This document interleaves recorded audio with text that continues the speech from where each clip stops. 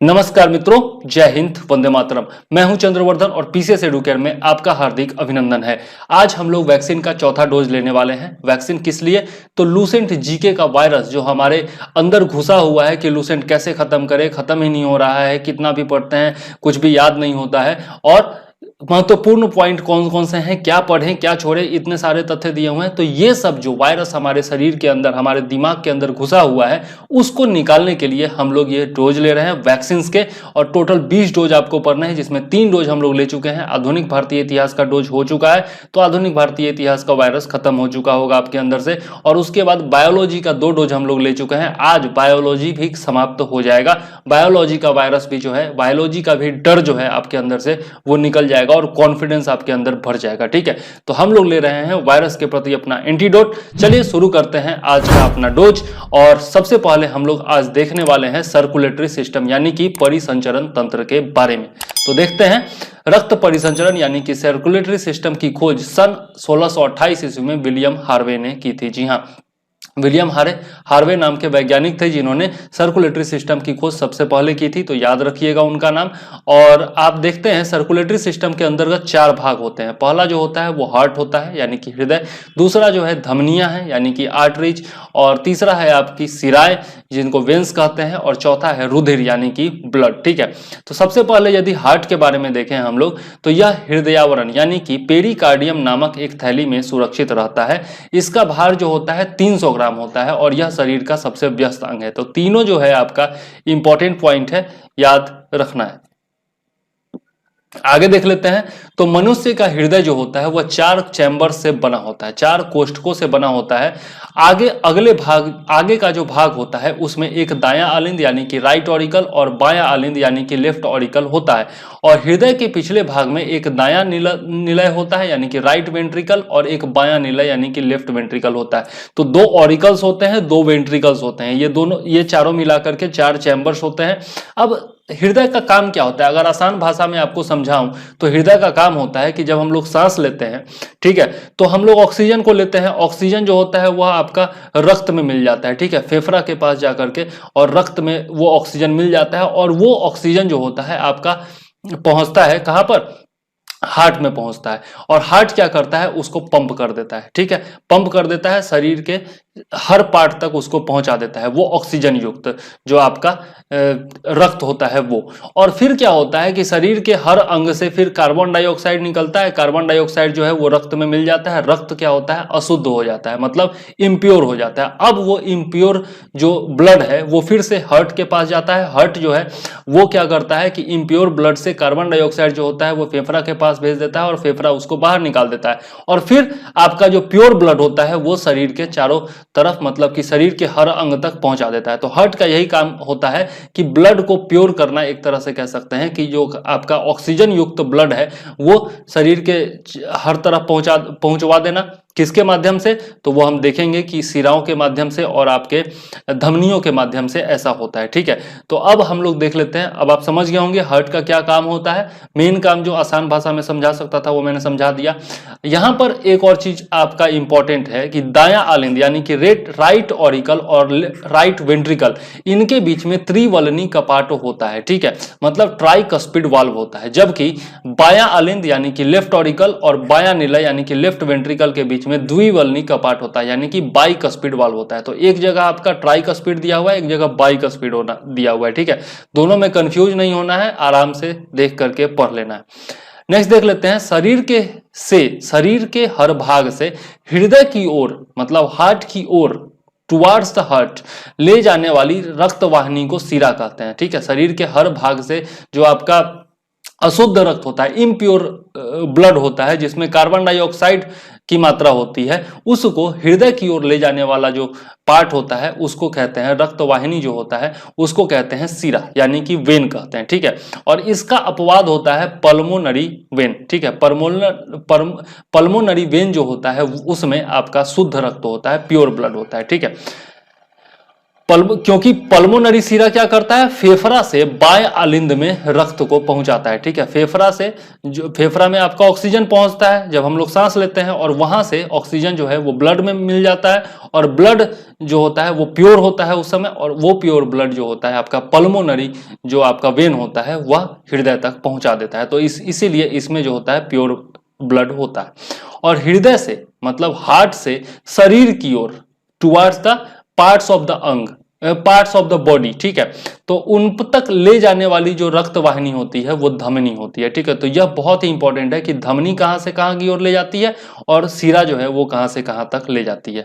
धमनी में शुद्ध रक्त होता है, प्योर ब्लड होता है, क्योंकि ये हार्ट से जो रक्त निकल रहा है उसको ले जा रहा है, ऑक्सीजन युक्त रक्त को शरीर के अन्य पार्ट तक ले जा रहा है, इसलिए धमनी में यानी कि आर्टरी में शुद्ध रक्त होता है, यानी कि ऑक्सीजन युक्त रक्त होता है। और इसका भी अपवाद होती है पल्मोनरी आर्टरी। ठीक है, पल्मोनरी आर्टरी क्या करती है कि दाहिने निलय से फेफड़ा में रक्त को पहुंचाती है। ठीक है, दाहिने निलय से फेफड़ा में रक्त को पहुंचाती है, इसमें अशुद्ध रक्त होता है। ठीक है, अब देख लेते हैं हृदय के दाहिने भाग में अशुद्ध रक्त यानी कि कार्बन डाइऑक्साइड युक्त रक्त व बाएं भाग में शुद्ध रक्त यानी कि ऑक्सीजन युक्त रक्त रहता है। ठीक है, यह इंपॉर्टेंट पॉइंट है, याद रखिएगा। ठीक है, कि आपका जो राइट पार्ट है उसमें इम्प्योर ब्लड और लेफ्ट पार्ट में आपका प्योर ब्लड। प्योर ब्लड जहां होगा उसको हम बोलेंगे कि ऑक्सीजन उसमें है। ठीक है, और जब इम्प्योर ब्लड होगा यानी कि कार्बन डाइऑक्साइड उसमें है। ठीक है, तो याद रखिएगा हृदय की मांसपेशियों को रक्त पहुंचाने वाली वाहिनी को क्या कहते हैं, कोरोनरी आर्टरी कहते हैं। ठीक है, हृदय की मांसपेशियों को रक्त जो पहुंचाती है उसको कहते हैं कोरोनरी आर्टरी। ठीक है, इसमें भी इसी में कई प्रकार की रुकावट होने पर हृदयाघात यानी कि हार्ट अटैक होता है। ठीक है, तो याद रखिएगा।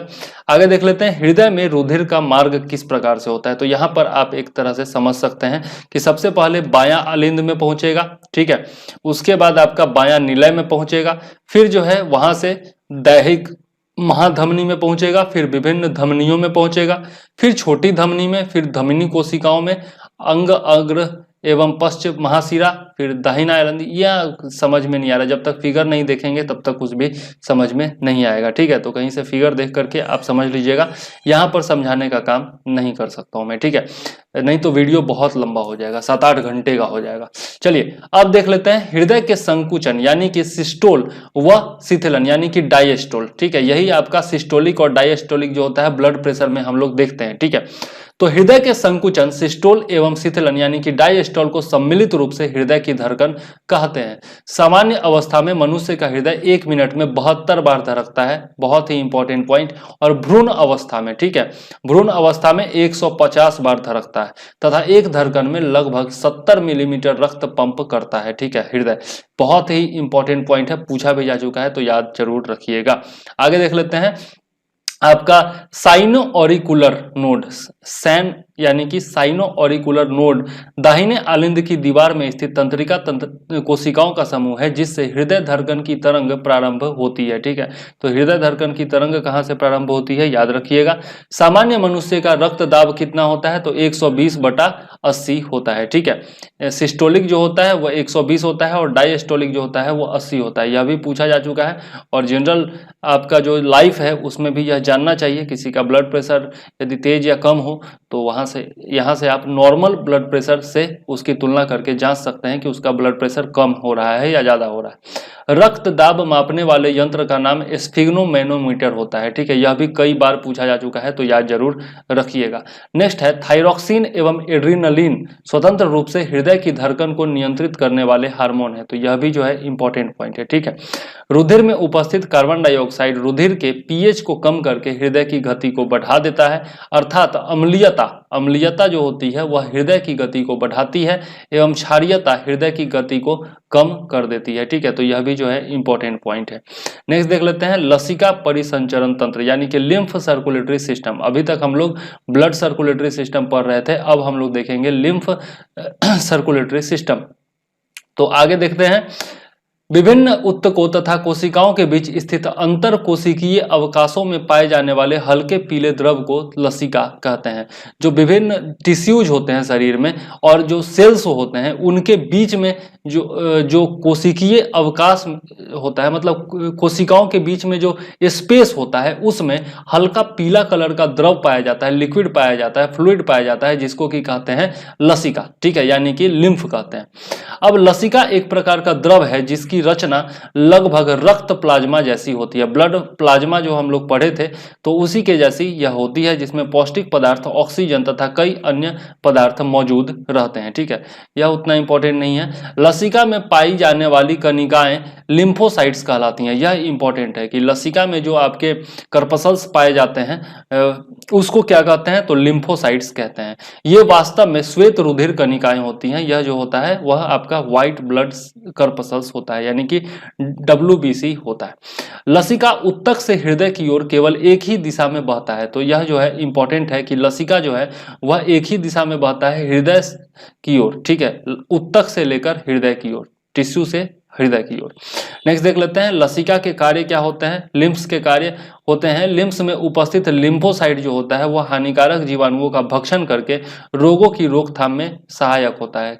WBC भी यही काम करता है। लसिका लिम्फोसाइट्स का निर्माण करती है, यह तो हम लोग देख ही चुके हैं। लसिका के नोड, जिन्हें लिम्फ नोड कहते हैं, मनुष्य के शरीर में छन्ने का कार्य करते हैं। लसिका घाव भरने में भी सहायता करती है, तो यह भी जो है आप लिख सकते हैं। लसिका उत्तकों से शिरा में विभिन्न वस्तुओं का परिसंचरण करती है। ठीक है, तो उत्तकों से जो है शिरा में यानी कि वेन में आपका यह पहुंचाती है विभिन्न वस्तुओं को। नेक्स्ट देख लेते हैं, वस्तुओं कहने का क्या मतलब, ब्लड हो गया या फिर आपका जो हो गया, ब्लड नहीं कह सकते हैं, बाकी जो पोषक तत्व वगैरह होते हैं वो होते हैं। ठीक है, तो उत्सर्जन तंत्र देखें हम लोग, एक्सक्रीटरी सिस्टम। अब ठीक है, हम लोगों ने सर्कुलेटरी सिस्टम भी देख लिया, अब देखते हैं एक्सक्रीटरी सिस्टम। उत्सर्जन यानी कि एक्सक्रेशन, जीवों के शरीर से उपापचयी प्रक्रमों में बने, मतलब मेटाबॉलिज्म जो होता है शरीर में, उसके बाद जो बनता है विषैला अपशिष्ट पदार्थ, उसी के निष्कासन को उत्सर्जन कहते हैं। जिसे मल मूत्र वगैरह जो हम त्याग करते हैं उसी को, या फिर पसीना वगैरह जो त्याग करते हैं। तो साधारण उत्सर्जन का तात्पर्य नाइट्रोजनी उत्सर्जी पदार्थ हो, जैसे यूरिया, अमोनिया, यूरिक अम्ल इत्यादि का निष्कासन होता है। ठीक है, तो हम लोग जो निष्कासन करते हैं, जो एक्सक्रेशन करते हैं, उसमें जनरली आपका नाइट्रोजनी उत्सर्जी पदार्थ होता है, यूरिया, अमोनिया, यूरिक अम्ल इत्यादि। ठीक है, मनुष्य में प्रमुख उत्सर्जी अंग कौन कौन है, तो आपका एक्सक्रेटरी जो ऑर्गन्स होते हैं उनमें किडनी सबसे महत्वपूर्ण होता है, जिसको हिंदी में वृक्क कहते हैं। उसके बाद आपका स्किन, जहां से आपका पसीना निकलता है, फिर आपका लीवर होता है और उसके बाद आपका लंग्स होता है। तो ये चार जो होते हैं आपके एक्सक्रेटरी सिस्टम के अंग होते हैं। सबसे पहले देखते हैं किडनी के बारे में, जो कि सबसे महत्वपूर्ण है। तो मनुष्य में एवं अन्य स्तनधारियों में मुख्य उत्सर्जी अंग एक जोड़ा वृक्क होता है। किडनी की संख्या कितनी होती है, 2 होती है। अगर दोनों काम करना बंद कर दे तो आदमी मर जाएगा, मतलब दूसरी किडनी की जरूरत होगी या फिर आर्टिफिशियल किडनी की जरूरत होगी। लेकिन एक किडनी भी अगर सही है तो इंसान जिंदा रह सकता है। इसका वजन जो होता है किडनी का वह 140 ग्राम होता है। इससे पहले हम लोगों ने हार्ट का वजन देखा, अब किडनी का वजन जो होता है 140 ग्राम होता है। इसके 2 भाग होते हैं, बाहरी भाग को कॉर्टेक्स और भीतरी भाग को मेडुला कहते हैं। प्रत्येक वृक्क लगभग 1,30,00,000 वृक्क नलिकाओं से मिलकर बना होता है, जिन्हें नेफ्रॉन कहते हैं। तो आपका जो किडनी है उसकी जो इकाई होती है उसको नेफ्रॉन कहते हैं। ठीक है, और यह क्या करता है, यह छानने का काम करता है। किस चीज को छानने का काम करता है, तो जो आपका मूत्र वगैरह होता है उसको छानने का काम करता है। नेफ्रॉन ही वृक्क की कार्यात्मक इकाई होती है, मतलब जो आपका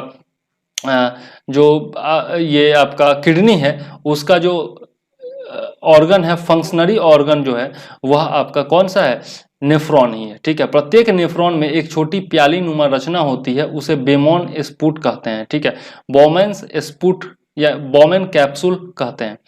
बोमेन संपुट में पतली रुधिर कोशिकाओं का एक कोशिका गुच्छ यानी कि ग्लोमेरुल्स पाया जाता है, जो 2 प्रकार की धमनियों से बनता है। ठीक है, आगे देख लेते हैं चौड़ी अभिवाही धमनिका, पहला जो है आपका चौड़ी, ये सब आपका जरूरी नहीं है, यदि आप पढ़ना चाहें तो पढ़िए, नहीं तो छोड़ भी सकते हैं इसको, परीक्षा के लिहाज से ये जो है इंपॉर्टेंट नहीं है।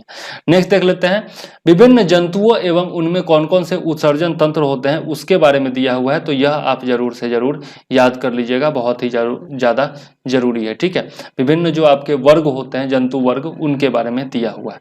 अब सीधा आते हैं इस पॉइंट पर कि वृक्क में मतलब किडनी में प्रति मिनट औसतन 125 मिलीमीटर अर्थात दिन भर में 180 लीटर रक्त फिल्ट्रेट होता है। ठीक है, रक्त को छानने का काम करता है, जैसा मैंने आपको बताया।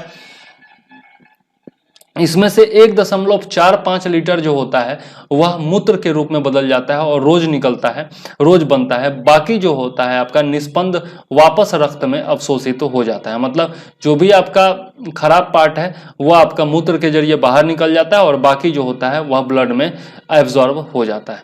सामान्य मूत्र में 95% जल होता है, आपका 2% लवण होता है, 2.7% यूरिया होता है, 0.3% यूरिक एसिड होता है। तो यह पूछा जा चुका है कि कितना परसेंट कौन होता है। ठीक है, तो बार बार पूछा जाता है, याद जरूर रखिएगा। ठीक है, और सबसे ज्यादा क्या होता है, तो 95% जल होता है।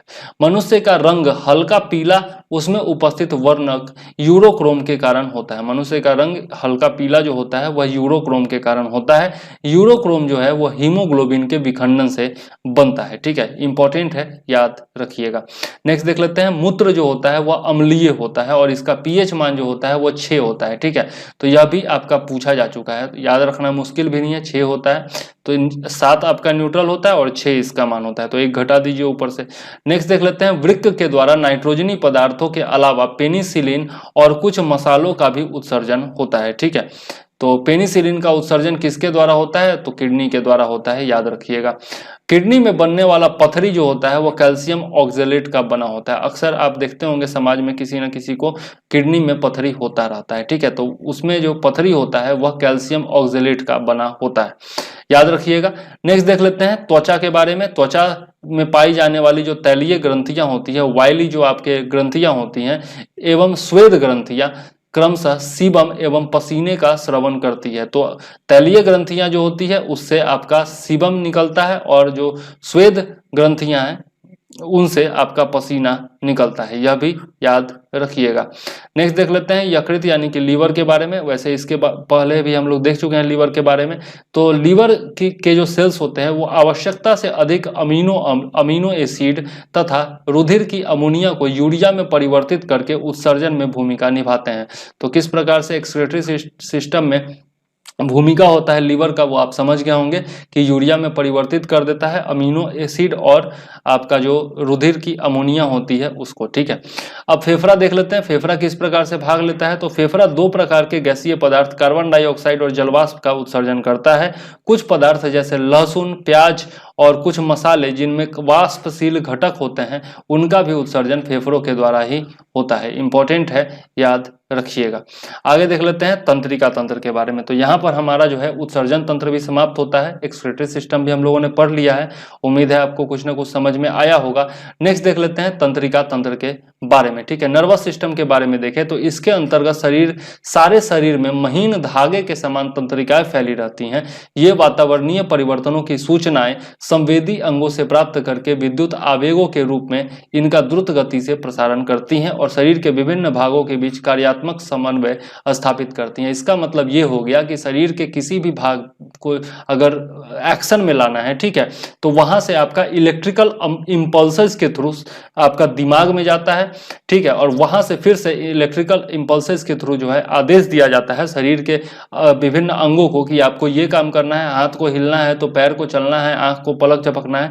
ये सारा काम जो होता है ये तंत्रिका तंत्र के माध्यम से होता है, यानी कि नर्वस सिस्टम के माध्यम से होता है। ठीक है, और इसी के बारे में हम लोगों को पढ़ना है। तो यह जो होता है आपका नर्वस सिस्टम यह 3 भागों में बटा होता है। पहला आपका सेंट्रल नर्वस सिस्टम होता है, दूसरा आपका पेरिफेरल नर्वस सिस्टम होता है और तीसरा होता है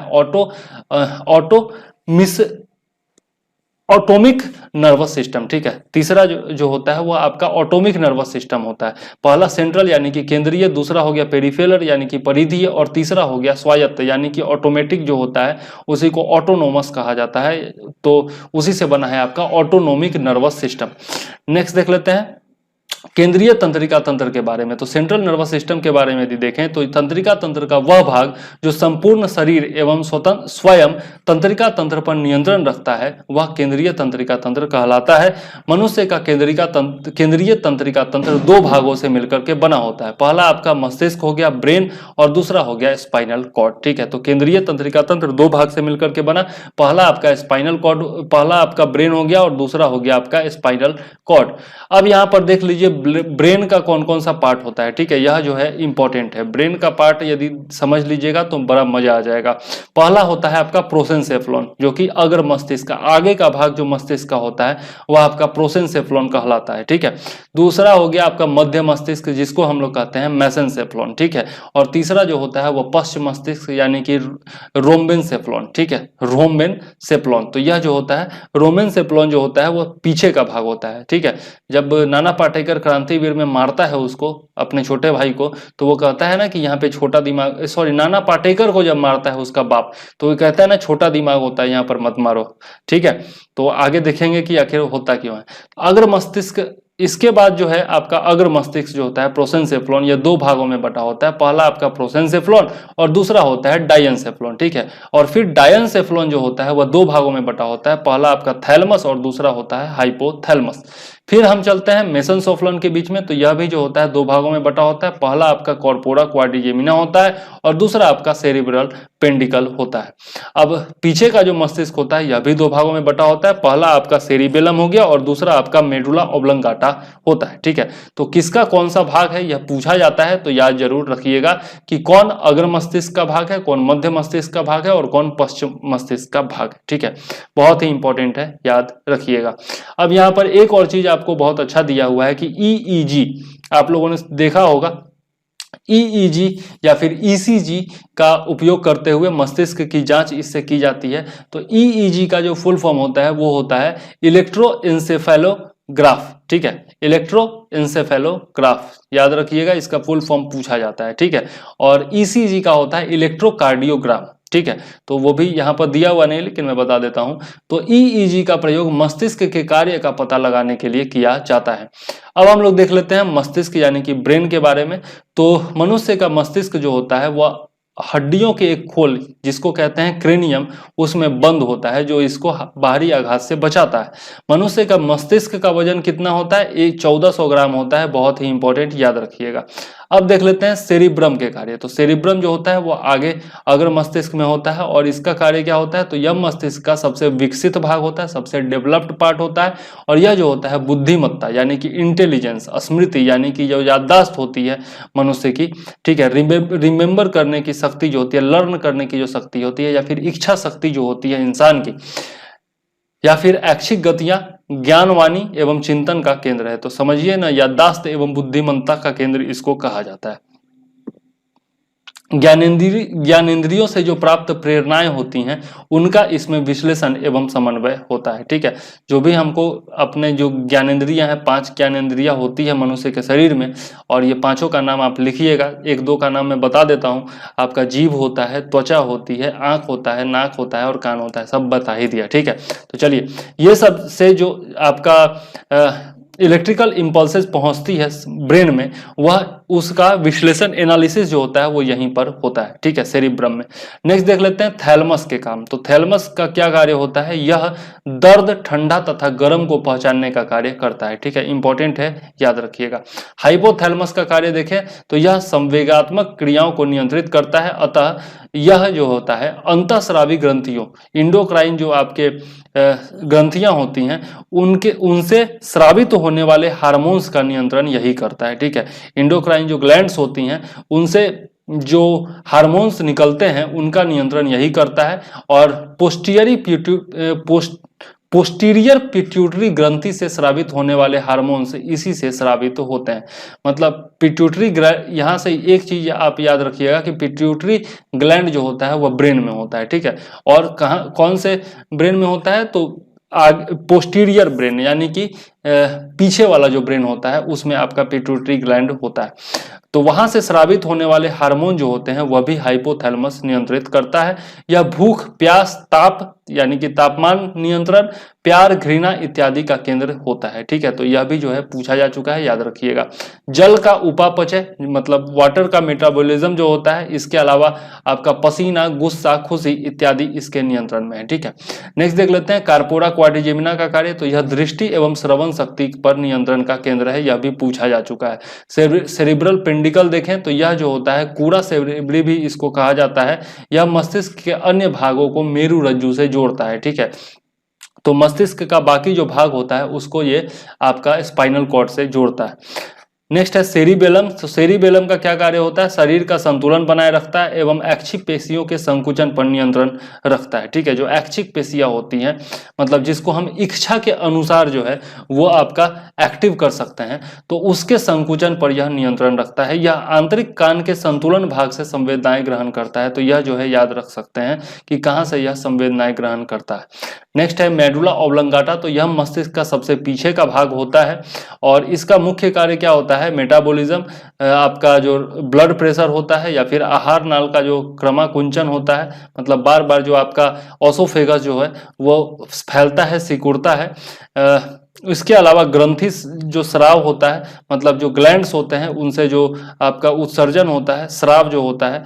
फिर आपका हृदय की धड़कनों तथा श्वसन का नियंत्रण करना, उल्टी का नियमन केंद्र जो होता है वह मेडुला ऑब्लंगाटा ही होता है। तो यह सब जो है मेडुला ऑब्लंगाटा में होता है, याद रखिएगा। नेक्स्ट देख लेते हैं मेरु रज्जु यानी कि स्पाइनल कॉर्ड के बारे में। तो मेडुला ऑब्लंगाटा का जो पिछला भाग होता है उसे ही मेरु रज्जु कहते हैं, यहाँ वाला जो भाग होता है वो। ठीक है, स्पाइनल कॉर्ड। इसका मुख्य कार्य क्या क्या है? तो प्रतिवर्ती क्रियाओं का नियंत्रण करना, यानी कि जो रिफ्लेक्स एक्शन होते हैं शरीर में, कोई भी जो आपका क्रिया होती है तो उसके विपरीत प्रतिक्रिया होती है। मतलब मान लिया कि आपके आंख में कोई कीड़ा पड़ गया तो तुरंत आपका पलक झपक जाता है कि नहीं, हाथ तुरंत पहुंच जाता है कि नहीं पहुंच जाता है, आप करके देखिएगा। तो या फिर मच्छर काटा तो मच्छर जहां काटता है वहां तुरंत हाथ पहुंच जाता है मच्छर को मारने के लिए। तो ये सब जो होता है रिफ्लेक्स एक्शन होता है। ठीक है, तो इसको नियंत्रण करना या फिर इसका समन्वय कराना अर्थात प्रतिवर्ती क्रिया का केंद्र का कार्य कौन करता है? तो यह आपका मेडुला ऑब्लंगाटा, सॉरी ये आपका मेरु रज्जु यानी कि बोन मैरो ही करता है। ठीक है, नेक्स्ट देख लेते हैं मस्तिष्क से आने वाले उद्दीपनों का संवहन करना। जो मस्तिष्क से जो भी आपका इंपल्सेज आती हैं उनको शरीर के विभिन्न अंगों तक पहुंचाने का काम भी यही करता है। प्रतिवर्ती क्रियाओं यानी कि रिफ्लेक्स एक्शंस का पता सर्वप्रथम किसने लगाया था? तो मार्शल हॉल नामक वैज्ञानिक ने लगाया था, याद रख सकते हैं इसको। परिधीय तंत्रिका तंत्र के बारे में देखें तो इसके बारे में हम लोग ये देख सकते हैं कि परिधीय तंत्रिका तंत्र मस्तिष्क एवं मेरु रज्जु से निकलने वाली तंत्रिकाओं का बना होता है। इन्हें क्रमशः कपाल यानी कि क्रैनियल एवं मेरु रज्जु यानी कि स्पाइनल तंत्रिकाएं कहते हैं। ठीक है, स्पाइनल तंत्रिकाएं इसको कहते हैं। मनुष्य में 12 जोड़ी कपाल तंत्रिकाएं और 31 जोड़ी मेरु रज्जु तंत्रिकाएं पाई जाती हैं। तो यह जो है बहुत ही इंपॉर्टेंट है। न्यूरॉन के बारे में देखें तो न्यूरॉन जो होता है वह तंत्रिका उत्तक की इकाई को कहते हैं। ठीक है, तंत्रिका कोशिका को क्या कहते हैं? न्यूरॉन कहते हैं। ठीक है, नर्वस जो आपका सेल्स होता है उसको कहते हैं न्यूरॉन। नॉरएड्रेनलिन नामक रासायनिक द्रव्य न्यूरोट्रांसमीटर पदार्थ है। ठीक है, यह क्या है दिया हुआ मुझे समझ में नहीं आया। नेक्स्ट देख लेते हैं स्वायत्त तंत्रिका तंत्र। ठीक है, मतलब यह जो होता है ऑटोनोमस आपका नर्वस सिस्टम होता है। इसमें देखते हैं तो स्वायत्त तंत्रिका तंत्र कुछ मस्तिष्क एवं कुछ मेरु रज्जु तंत्रिकाओं का बना होता है। यह शरीर के सभी आंतरिक अंगों एवं रक्त वाहिनियों को तंत्रिकाओं की आपूर्ति करता है। स्वायत्त तंत्रिका तंत्र की अवधारणा को सबसे पहले लैगली ने 1921 में प्रस्तुत किया था। स्वायत्त तंत्रिका तंत्र के दो भाग होते हैं, पहला आपका अनुकंपी हो गया, दूसरा परानुकंपी हो गया। पहला हो गया सिंपैथेटिक और दूसरा हो गया पैरासिम्पैथेटिक। अब अनुकंपी तंत्र के क्या क्या कार्य होते हैं यह आप देख लीजिएगा या फिर मैं बता देता हूं। यह त्वचा में उपस्थित रुधिर वाहिनियों को संकीर्ण करता है। ठीक है, जो आपका रुधिर वाहिनियां होती हैं, रक्त जिनसे होकर के गुजरता है, धमनी हो गया, सिरा हो गया, उनको संकीर्ण करता है। ठीक है, इसके नैरो करता है। इसके अलावा इसकी क्रिया में बाल जो होते हैं वो खड़े हो जाते हैं। तीसरा, यह लार ग्रंथियों के स्राव को कम करता है। चौथा है कि यह हृदय स्पंदन को तेज करता है। पांचवा है कि यह श्वेत ग्रंथियों के स्राव को प्रारंभ करता है। और इसी तरह से बाकी सब भी दिया हुआ है, ये आप खुद से पढ़ लीजिएगा। और आपका जो परा नुकंपी तंत्र जो होता है, मतलब पैरासिम्पेथेटिक जो होता है, वह आपका सिंपेथेटिक का जस्ट उल्टा होता है। ठीक है, तो यह भी आप देख लीजिएगा। जैसे लार के स्राव में आपका जो सिंपेथेटिक होता है वह आपका कमी करता है, तो यहाँ पर ये जो पैरा सिंपेथेटिक है वह इसमें वृद्धि करता है। ठीक है, मतलब जो काम सिंपेथेटिक करेगा उसका जस्ट उल्टा होगा यहाँ पर पारानुकंपी तंत्र का कार्य। ठीक है, नेक्स्ट देख लेते हैं हम लोग स्केलेटन सिस्टम के बारे में, जिसमें हम लोग अस्थियों के बारे में पढ़ेंगे, कंकाल के बारे में पढ़ेंगे। तो मनुष्य का कंकाल तंत्र दो भागों का बना होता है। पहला होता है अक्षीय कंकाल और दूसरा होता है उपांगीय कंकाल। ठीक है, अक्षीय कंकाल का मतलब क्या होता है, जो मेन जो आपका स्ट्रक्चर होता है, हड्डियों का ढांचा जो होता है, उसको कहते हैं अक्षीय कंकाल। और छोटा छोटा जो उसमें से छोटा छोटा हड्डी निकला होता है उसको कहते हैं उपांगीय कंकाल। ठीक है, तो सबसे पहले देखते हैं आपका अक्षीय कंकाल। तो ये इसको कहते हैं अंग्रेजी में एक्सियल स्केलेटन। शरीर का मुख्य अक्ष बनाने वाले कंकाल को अक्षीय कंकाल कहते हैं। इसके अंतर्गत खोपड़ी, आपका खोपड़ी जिसको कहते हैं, बोलते हैं ना खोपड़ी मत्सन का, इसके बाद कशेरु की दंड तथा छाती की अस्थियां आती हैं। अब देखते हैं खोपड़ी यानी कि स्कल के बारे में। तो मनुष्य का सिर जो होता है उसके अंतः कंकाल के भाग की को खोपड़ी कहते हैं। ठीक है, खोपड़ी देखते होंगे आप लोग, जो तांत्रिक लोग होते हैं वो खोपड़ी पर आपका डमरू बजाते वो टप टप टप बजाते रहते हैं। बहुत सारे आपने मूवीज में देखा होगा। इनमें 29 खोपड़ी का जो है माला भी पहनते हैं, छोटा छोटा खोपड़ी का।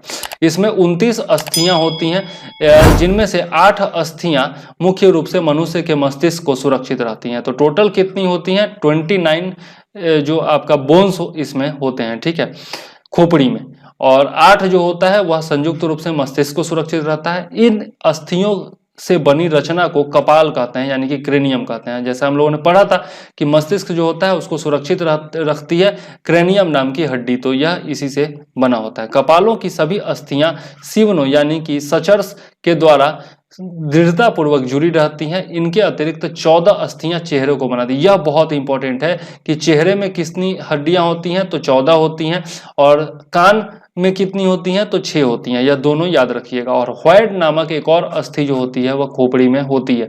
तो व्हाइट नामक अस्थि यानी कि हड्डी जो होती है वो कहाँ होती है, तो खोपड़ी में होती है। ठीक है, नेक्स्ट देख लेते हैं कशेरुक दंड के बारे में, यानी कि वर्टिब्रल कॉलम के बारे में। ठीक है, इसके बारे में देखें तो मनुष्य का कशेरुक दंड यानी कि वर्टिब्रल कॉलम जो होता है, जो पीठ में आप देख सकते हैं यहाँ पर होता है, तो इसमें 33 कशेरुकियों से यह मिलकर के बना होता है। ठीक है, 33 वर्टिब्रल से यह मिलकर के बना होता है, याद रखिएगा, इंपॉर्टेंट है। सभी कशेरुक उपास्थि गद्दियों के द्वारा जुड़े रहते हैं। ठीक है, जब आप देखेंगे उसका स्ट्रक्चर तो यहाँ पर इस तरीके का होता है। देखिए आप, इस तरीके का होता है, फिर से आपका इस तरीके से होता है, फिर इसी तरह से यह नीचे जाता है। ठीक है, तो यही जो है आपका मैं बोल रहा है कि आपस में ये जुड़ा हुआ होता है और बीच में जो होता है गद्दी होता है। ठीक है, इन गद्दियों से कशेरुक दंड लचीला रहता है और इसी के कारण से जो आपका ये कशेरुक दंड है, वर्टिब्रल कॉलम है, यह लचीला बना हुआ रहता है। ठीक है, फ्लेक्सिबल रहता है। इसका पहला कशेरुक जो एटलस कशेरुक कहलाता है, खोपड़ी को साधे रखता है। सबसे ऊपर वाला जो होता है यह आपका एटलस कशेरुक कहलाता है। अब यहाँ से कशेरुक दंड के कार्य आप देख लीजिएगा और यहाँ पर आपका बहुत इंपॉर्टेंट डाटा ये दिया हुआ है, तो इसको याद रख लीजिएगा कि किस में कितनी हड्डियां होती हैं। रीढ़ की हड्डियों की संख्या, रीढ़ के कुल हड्डियों की संख्या, विकसित होने पर प्रारंभ में पसलियों की कुल हड्डियों की संख्या, यह सब जो है बहुत ही ज्यादा इंपॉर्टेंट है, बराबर पूछा जाता है। खास करके रेलवे एसएससी में तो निश्चित तौर पर पूछा जाता है, तो याद जरूर रख लीजिएगा। यहाँ पर कशेरुक दंड के भाग भी दिए हुए हैं, गर्दन है, वक्ष है, कटी है और कितने कशेरुक होते हैं वो भी दिया हुआ है। और यहाँ पर कुछ विशेष स्थानों की हड्डियों के बारे में दिखा हुआ है। तो ये तीनों डाटा जो है बहुत ही ज्यादा इंपॉर्टेंट है, याद कर लीजिएगा। ठीक है, नेक्स्ट देख लेते हैं हम लोग उपांगीय कंकाल के बारे में, यानी कि अपेंडिकुलर स्केलेटन के बारे में। ठीक है, इसमें देखें तो पहला है आपका पाद अस्थियां, यानी कि पैरों की जो हड्डियां होती हैं, तो दोनों हाथ पैर मिलाकर 118 अस्थियां होती हैं, जिनको पाद अस्थियां कहते हैं। इंपॉर्टेंट है, याद रखिएगा। नेक्स्ट है आपका मेखलाएं। मनुष्य में अग्रपाद तथा पश्चपाद को अक्षीय कंकाल पर साधने के लिए 2 चाप पाए जाते हैं, जिन्हें मेखलाएं कहते हैं, गर्डल्स कहते हैं। ठीक है, फिर से एक बार पढ़ देता हूं कि अग्रपाद यानी कि आगे का जो पैर होता है, मतलब कि हाथ जो होता है, और पश्चपाद यानी कि पैर जो होता है, उसमें अक्षीय कंकाल पर साधने के लिए उसको दो चाप पाए जाते हैं, जिन्हें मेखलाएं यानी कि गर्डल्स कहते हैं। अग्रपाद की मेखला को अंश मेखला कहते हैं तथा जो पश्चपाद होता है उसकी मेखला को श्रेणी मेखला यानी कि पेल्विक गिर्डल कहते हैं। ठीक है, तो याद जरूर रखिएगा, ये इंपॉर्टेंट है।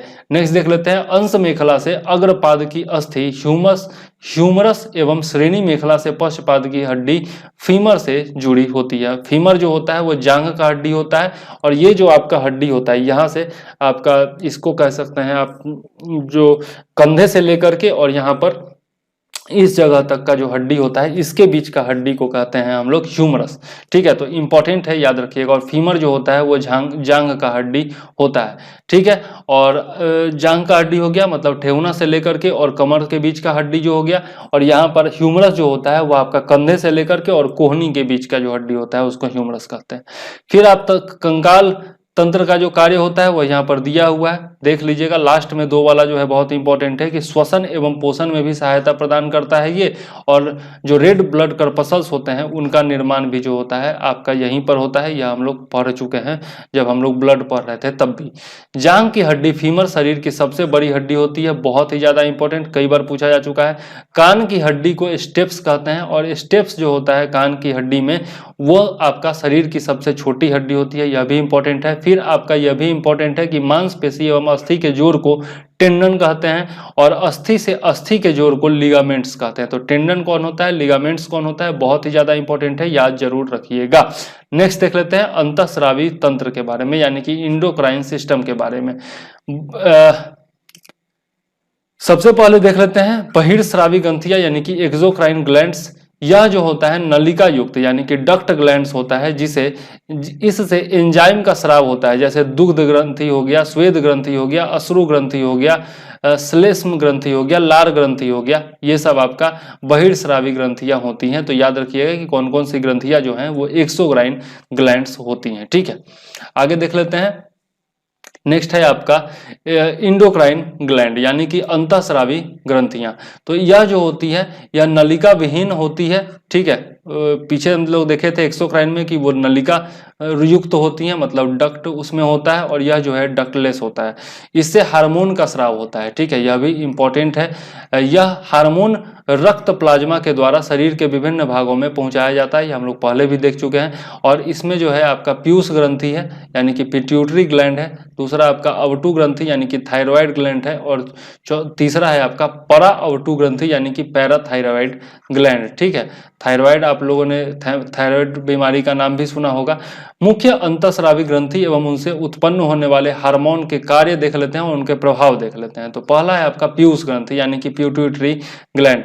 यह जो है कपाल की स्फेनाइड हड्डी में एक गड्ढे में स्थित होती है। इसको सेल टर्सिका यानी सेल टर्सिका कहते हैं अंग्रेजी में भी। ठीक है, इसका भार कितना होता है, तो 0.6 ग्राम होता है, यह याद रखिएगा, इंपॉर्टेंट है। और पिट्यूटरी ग्लैंड कहाँ पाया जाता है, तो यह कपाल के स्फेनाइड हड्डी में एक गड्ढे में स्थित होता है। इसको जो है मास्टर ग्रंथि के रूप में भी जाना जाता है। ठीक है, तो मास्टर ग्रंथि पूछा जा चुका है कि किसको कहते हैं, तो पिट्यूटरी ग्लैंड यानी कि पीयूष ग्रंथि को कहते हैं। अब है पीयूष ग्रंथि से निकलने वाले हार्मोन कौन है, तो पहला आपका एसटीएच हार्मोन है, जिसको सेमेटोट्रोपिक हार्मोन कहा जाता है। यह शरीर की वृद्धि, शरीर में जो ग्रोथ होता है उसके लिए, फिर विशेषतया हड्डियों की वृद्धि का नियंत्रण करती है।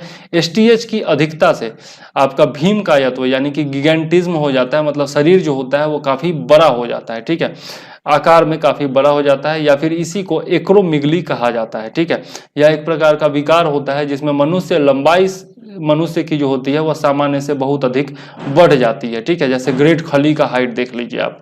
एसटीएच की कमी से मनुष्य में बौनापन होता है। ठीक है, और एसटीएच की कमी हो गई तो ड्वार्टिज्म हो गया। बहुत सारे लोगों को देखा होगा जिनका आकार ज्यादा नहीं बढ़ पाता है, जो आपके विभिन्न मूवीज में आप लोगों ने देखा होगा कि जोकर्स का काम करते हैं।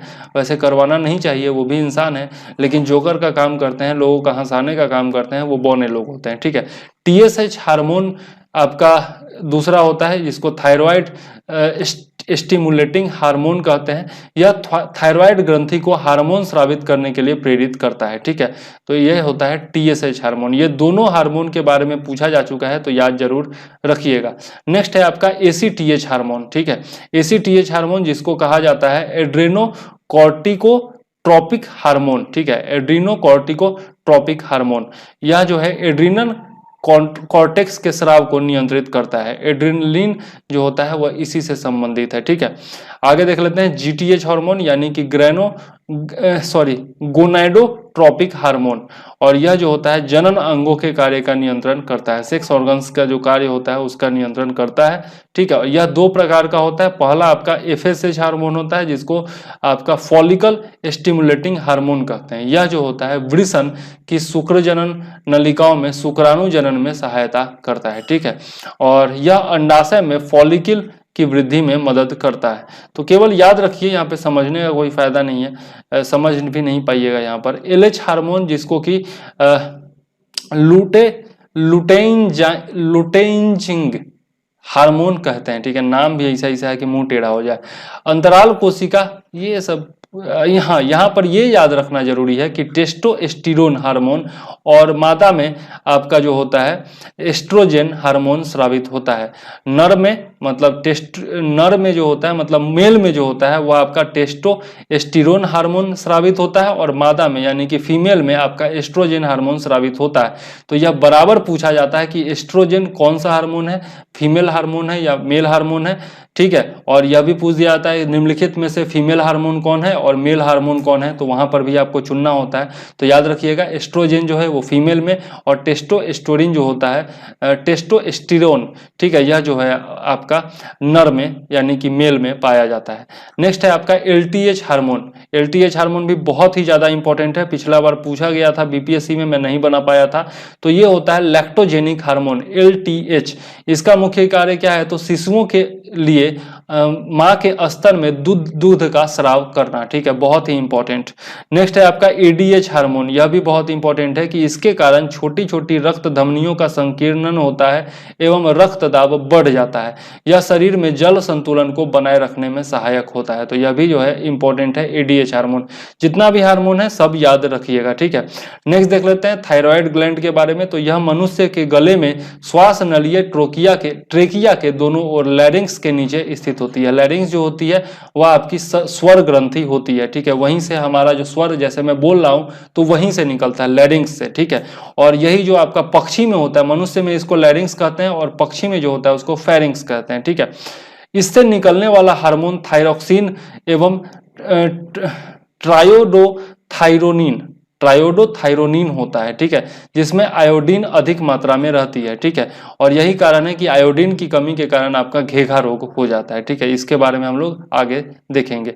थायरोक्सिन के कार्य देख लेते हैं। तो यह कोशिकीय श्वसन की गति को तीव्र करता है, यह इंपॉर्टेंट है। इसके अलावा बाकी सब पढ़ लीजिएगा। यहाँ पर ये इंपॉर्टेंट है कि पीयूष ग्रंथि यानी कि पिट्यूटरी ग्लैंड के हार्मोन के साथ मिलकर यह शरीर में जल संतुलन पर नियंत्रण करता है, ठीक है। इसके अलावा थायरोक्सिन की कमी से होने वाला रोग कौन कौन है, यह भी इंपॉर्टेंट है। तो आपका है क्रेटिनिज्म यानी कि जड़ मानवता। यह रोग किस में होता है, बच्चों में होता है। इसमें बच्चों की मानसिक एवं शारीरिक विकास अवरुद्ध हो जाता है। तो बहुत ही ज्यादा इंपॉर्टेंट है, याद जरूर रखिएगा कि यह जो होता है आपका जड़ मानवता यानी कि क्रेटिनिज्म जो होता है वह थायरोक्सिन की कमी से होता है। नेक्स्ट है आपका मिक्सिडमा जो होता है वह यौमना मतलब युवा लोगों को होता है, जवान होने पर होता है। और इस रोग में उपापचय भली भांति नहीं हो पाता, यानी कि मेटाबॉलिज्म जो होता है वो ढंग से नहीं हो पाता है, जिससे हृदय स्पंदन या रक्तचाप कम हो जाता है। मतलब हृदय की गति जो होती है वो कम हो जाती है, या फिर आपका रक्तचाप जो होता है, ब्लड प्रेशर जो होता है वो कम हो जाता है। नेक्स्ट है आपका हाइपोथायरॉयडिज्म, ठीक है। यह जो होता है लंबे समय तक इस हार्मोन की कमी के कारण यह रोग होता है, ठीक है। और इस रोग के कारण सामान्य जनन कार्य संभव नहीं हो पाता। कभी कभी इस रोग के कारण मनुष्य गूंगा एवं बहरा भी हो जाता है। नेक्स्ट है आपका ग्वाइटर घेंघा रोग। तो ग्वाइटर जो होता है वह भोजन में आयोडीन की कमी से यह रोग उत्पन्न हो जाता है और इस रोग में थायराइड ग्रंथि के आकार में बहुत वृद्धि हो जाती है। तो यह जो है बहुत बार पूछा जा चुका है, याद जरूर रखिएगा। नेक्स्ट देख लेते हैं थायरोक्सिन के आधिक्य से, मतलब अभी तक हम लोगों ने देखा कि थायरोक्सिन की कमी हो जाएगी तब कौन सा रोग होगा, और थायरोक्सिन अब देख लेते हैं कि ज्यादा होगा तो कौन सा रोग होगा। तो पहला है आपका टॉक्सिक ग्वाइटर, ठीक है। इसमें हृदय गति तीव्र हो जाती है, रक्तचाप जो है वो बढ़ जाता है तथा श्वसन की दर जो होती है वो तीव्र हो जाती है। दूसरा है आपका एक्सोप्थेल्मिया। इसमें क्या होता है, तो इस रोग में आंख फूलकर नेत्र कोटर से बाहर निकल आती है, ठीक है। उसके बाद है आपका परावटु ग्रंथि यानी कि पैराथायरॉइडल ग्लैंड। यह गला में अवटु ग्रंथि यानी कि थायराइड ग्लैंड के ठीक पीछे स्थित होता है और इससे दो हार्मोन स्रावित होते हैं। पहला हो गया आपका पैराथायरॉइडल हार्मोन। यह क्या करता है, तो यह रुधिर में कैल्शियम की कमी, जब रुधिर में कैल्शियम की कमी हो जाती है तब यह हार्मोन स्रावित होता है। इंपॉर्टेंट है, याद रखिएगा। कैल्शियम की कमी शरीर में हो जाएगी, शरीर में यानी कि रक्त में हो जाएगा, तब कौन सा हार्मोन स्रावित होता है, तो पैराथायरॉइडल हार्मोन स्रावित होता है, ठीक है। नेक्स्ट है आपका कैल्सीटोनिन। यह जब रुधिर में कैल्शियम की मात्रा अधिक हो जाती है, जब अधिक हो जाएगा तो कैल्सीटोनिन स्रावित होगा और जब कम हो जाएगा तब आपका पैराथायरॉइड हार्मोन स्रावित होगा। यह दोनों जो है इंपॉर्टेंट है। अर्थात पराअवटु ग्रंथि से निकलने वाला हार्मोन रुधिर में कैल्शियम की मात्रा को नियंत्रित करता है। बहुत ही इंपॉर्टेंट पॉइंट, याद जरूर रखिएगा। नेक्स्ट है आपका थाइमस ग्रंथि। यह आप पूरा पढ़ लीजिएगा। यहाँ पर नीचे में थोड़ा सा इंपॉर्टेंट पॉइंट है जो कि आपको याद रखना है, तो यहाँ पर मैं बता देता हूँ कि थाइमस ग्रंथि से थाइमोसिन नामक पेप्टाइड हार्मोन का स्राव होता है जो मुख्य रूप से टी कोशिकाओं का निर्माण करती है, ठीक है। यह कोशिकाएं शरीर के रोग क्षमता बनाए रखने में खास भूमिका अदा करती है, यानी थाइमस ग्रंथि प्रतिरक्षा तंत्र के विकास में महत्वपूर्ण भूमिका निभाती है। इंपॉर्टेंट है, याद रखिएगा, ठीक है। आगे देख लेते हैं अधिवृक्क यानी कि एड्रेनल ग्लैंड। यहां से बहुत ही इंपॉर्टेंट आपका क्वेश्चन बनता है, तो याद देख लीजिए। यह वृक्क के ऊपर स्थित होती है यानी कि आपका किडनी के ऊपर स्थित होती है। इसका मुख्य कार्य जो होता है वह तनाव की स्थिति में हार्मोन निकालना है। जब भी हम टेंशन में होते हैं तब यह हार्मोन निकलता है एड्रेनल ग्लैंड से, ठीक है।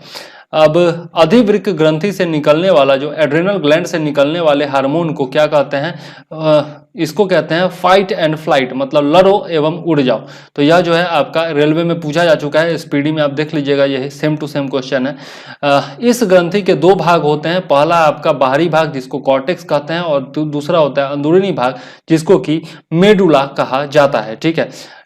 नेक्स्ट देख लेते हैं कॉर्टेक्स से निकलने वाला हार्मोन एवं कार्य क्या वाला हार्मोन को क्या कौन कौन सा है और कार्य क्या क्या होता है। तो पहला है आपका ग्लूकोकॉर्टिकॉइड्स। ये कार्बोहाइड्रेट, प्रोटीन तथा वसा के उपापचय को, मेटाबॉलिज्म को नियंत्रित करता है, तो याद रखिएगा।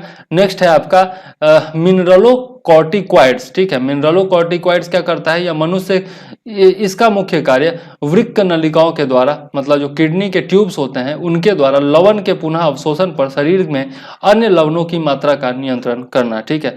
मतलब यदि जो आपका किडनी का जो भी ट्यूब है वो सब सारा लवण जो होता है, सारा साल्ट जो होता है वो यदि सारा अवशोषित कर लिया, एब्जॉर्ब कर लिया, तब बाकी जो लवण शरीर में बचे हुए हैं उनकी मात्रा का नियंत्रण यह करता है, ठीक है। तो ये कुछ खास इंपॉर्टेंट नहीं है। यहाँ पर सेक्स हार्मोन देख लेते हैं कि सेक्स हार्मोन कौन कौन सा होता है, आगे इसके बारे में दिया हुआ है, लेकिन यहाँ पर देख लीजिए। बाह्य लिंगों बालों के आने का प्रतिमान एवं यौन आचरण को नियंत्रित कौन करता है, तो सेक्स हार्मोन करता है, ठीक है। और यह किससे स्रावित होता है, तो कॉर्टेक्स से स्रावित होता है। कॉर्टेक्स के बारे में देखें तो जीवन में यह नितांत आवश्यक है। यह शरीर से बिल्कुल निकाल दिया जाए तो मनुष्य केवल 1 या 2 सप्ताह ही जीवित रह सकेगा। इसमें विकृति हो जाने पर उपापचयी प्रक्रमों में गर्मी, मतलब मेटाबॉलिज्म सही से नहीं हो पाता और इस रोग को एडिसन रोग कहा जाता है। तो एडिसन रोग जो होता है बहुत ही इंपॉर्टेंट है। किसकी कमी से होता है, कॉर्टेक्स की कमी से होता है, ठीक है। तो यह जो है इंपॉर्टेंट है, याद रखिएगा, ठीक है। कॉर्टेक्स ढंग से काम न करे तो एडिसन रोग हो जाता है। नेक्स्ट देख लेते हैं मेडुला के बारे में।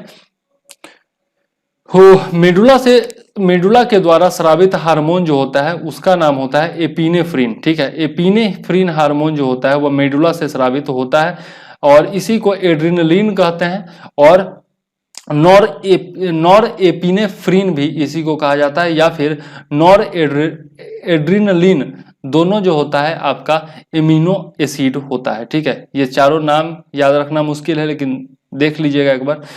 इन्हें सम्मिलित रूप से कैटेकिल मीन्स कहते हैं। ठीक है, एड्रेनलिन और नॉर एड्रेनलिन किसी भी प्रकार के दबाव या आपातकालीन स्थिति में अधिकता में तेजी से स्रावित होते हैं।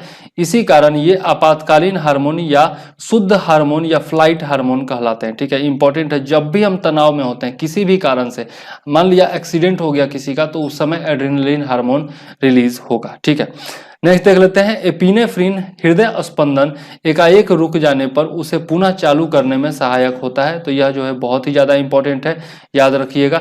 देखते होंगे जब किसी का हृदय गति रुक जाता है तब डॉक्टर जो है उसके हृदय में वो एक सुई देता है। ठीक है, भोंकता है जोर से, तो वो एपिनेफ्रिन ही होता है। ठीक है, नेक्स्ट देख लेते हैं, उत्तेजना के समय जब हम लोग बहुत ज़्यादा एक्साइटेड होते हैं, जब क्रोध में होते हैं, भय एवं खतरे के समय में जो है यह सक्रिय होता है। ठीक है, नेक्स्ट देख लेते हैं, जनन ग्रंथि यानी कि गोनेड्स के बारे में। तो यहां से जो ये वाला जो होता है बहुत ही इंपॉर्टेंट पार्ट है, पूरा का पूरा एकदम ध्यान से देखिएगा। तो पहला है आपका अंडाशय, ओवरी। इसमें कौन कौन सा हार्मोन का स्राव होता है देख लीजिए। पहला है आपका एस्ट्रोजन, और ये सब जनन ग्रंथि है तो आसानी से आप समझ सकते हैं कि ये सब फीमेल में ही होगा। ठीक है, तो पहला है आपका एस्ट्रोजन, तो याद रखिएगा फीमेल हार्मोन है। ठीक है, यह जो होता है अंडवाहिनी, अंडवाहिनी यानी कि ओविडक्ट के परिवर्धन को पूर्ण करता है। ठीक है, तो एस्ट्रोजन जो होता है वह फीमेल हार्मोन है, इतना याद रखिएगा। ठीक है, नेक्स्ट है प्रोजेस्टेरोन, ये भी याद रखिएगा कि प्रोजेस्टेरोन भी फीमेल हार्मोन है। यह जो होता है आपका एस्ट्रोजन से सहयोग कर स्तन की वृद्धि करने में सहायता करता है। तो यह जो है यह भी इंपॉर्टेंट है, प्रोजेस्टेरोन। नेक्स्ट है आपका रिलैक्सिन। रिलैक्सिन क्या करता है कि गर्भावस्था में यह अंडाशय एवं गर्भावस्था व अपरा में उपस्थित रहता है। यह हार्मोन प्यूबिक सिफाइसिक्स को मुलायम करता है और यह गर्भाशय ग्रीवा को चौड़ा करता है। ठीक है, गर्भाशय में मतलब यूटेरिन कर्विक्स जो होता है उसको चौड़ा कर देता है ताकि बच्चा आसानी से पैदा हो सके। ठीक है, तो यह भी जो है इंपॉर्टेंट है, रिलैक्सिन। ठीक, बच्चा जब जन्म लेता है उस समय यह स्रावित होता है रिलैक्सिन। तो यह जो है तीनों याद रखिएगा, एस्ट्रोजन, प्रोजेस्टेरोन और रिलैक्सिन। नेक्स्ट है आपका वृषण, टेस्टिस। इससे निकलने वाले हार्मोन को टेस्टोस्टेरोन कहते हैं। यह पुरुषोचित लैंगिक लक्षणों के परिवर्धन को एवं यौन आचरण को नियंत्रित करता है। तो आपका टेस्टोस्टेरोन जो है वह मेल हार्मोन है, यह पहले भी हम लोग देख ही चुके हैं। ठीक है, याद रखिएगा। नेक्स्ट आपका आता है श्वसन तंत्र यानी कि रेस्पिरेटरी सिस्टम। इसमें हम लोग फेफड़ों के बारे में पढ़ने वाले हैं। तो यह जो है आपका कोरोना वायरस के काल में तो बहुत ही ज़्यादा इंपॉर्टेंट होता है आपका, क्योंकि कोरोना वायरस जो है वो सबसे ज़्यादा फेफड़ा को ही नुकसान पहुंचाता है। तो मनुष्य के स्वतंत्र तंत्र का सबसे महत्वपूर्ण अंग कौन होता है? फेफड़ा होता है या फिर फुफ्फुस, इसी को कहते हैं। ठीक है, जहां पर गैसों का आदान प्रदान होता है, इसलिए फुफ्फुसीय श्वसन भी कहते हैं। श्वसन तंत्र के अंतर्गत वे सभी अंग आते हैं जिनसे होकर वायु का आदान प्रदान होता है, जैसे कि नासा मार्ग यानी कि नोजल जो आपका पैसेज होता है, निसल पैसेज जिसको कहते हैं, उसके बाद ग्रसनी हो गया, लैरिंग्स या फिर स्वर यंत्र हो गया। मनुष्य में जो स्वर यंत्र होता है उसको लैरिंग्स कहते हैं, या मैंने पहले भी बताया था। उसके बाद है आपका ट्रेकिया। ठीक है, ट्रेकिया हो गया, फिर आपका ब्रोंकाई हो गया और ब्रोंकियोल्स हो गया इत्यादि जो है, तथा फेफड़े जो है, ये सब आपके श्वसन अंगों में आते हैं। अब देख लेते हैं नेसल पैसेज के बारे में।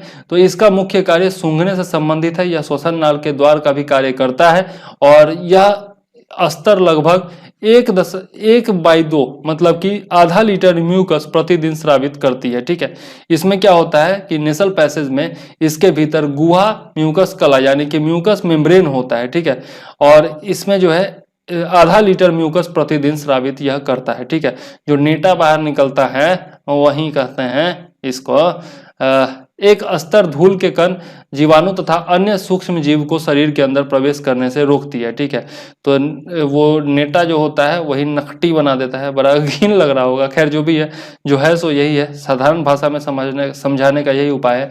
यह शरीर में प्रवेश करने वाली वायु को नम एवं शरीर के ताप को बराबर बनाती है। यह भी जो है इंपॉर्टेंट पॉइंट है। नेक्स्ट देख लेते हैं आपका जीव विज्ञान में हम लोग नेक्स्ट देख लेते हैं ग्रसनी यानी कि फेरिंक्स के बारे में। ठीक है, तो यह नासा गुहा के ठीक पीछे स्थित होता है। ठीक है, और लैरिंक्स या फिर स्वर तंत्र जो होता है उसके बारे में देखें तो श्वसन मार्ग का वह भाग जो ग्रसनी को ट्रेकिया से जोड़ता है उसको लैरिंक्स या फिर स्वर यंत्र कहते हैं। ठीक है, इसका मुख्य कार्य ध्वनि उत्पादन करना है, इतना याद रखिएगा। और इसी में इसके प्रवेश द्वार पर एक पतला पत्ती समान कपाट होता है जिसे एपिग्लॉटिस कहते हैं। जब हम लोग पानी पीते हैं ना तो एपिग्लॉटिस बंद हो जाता है।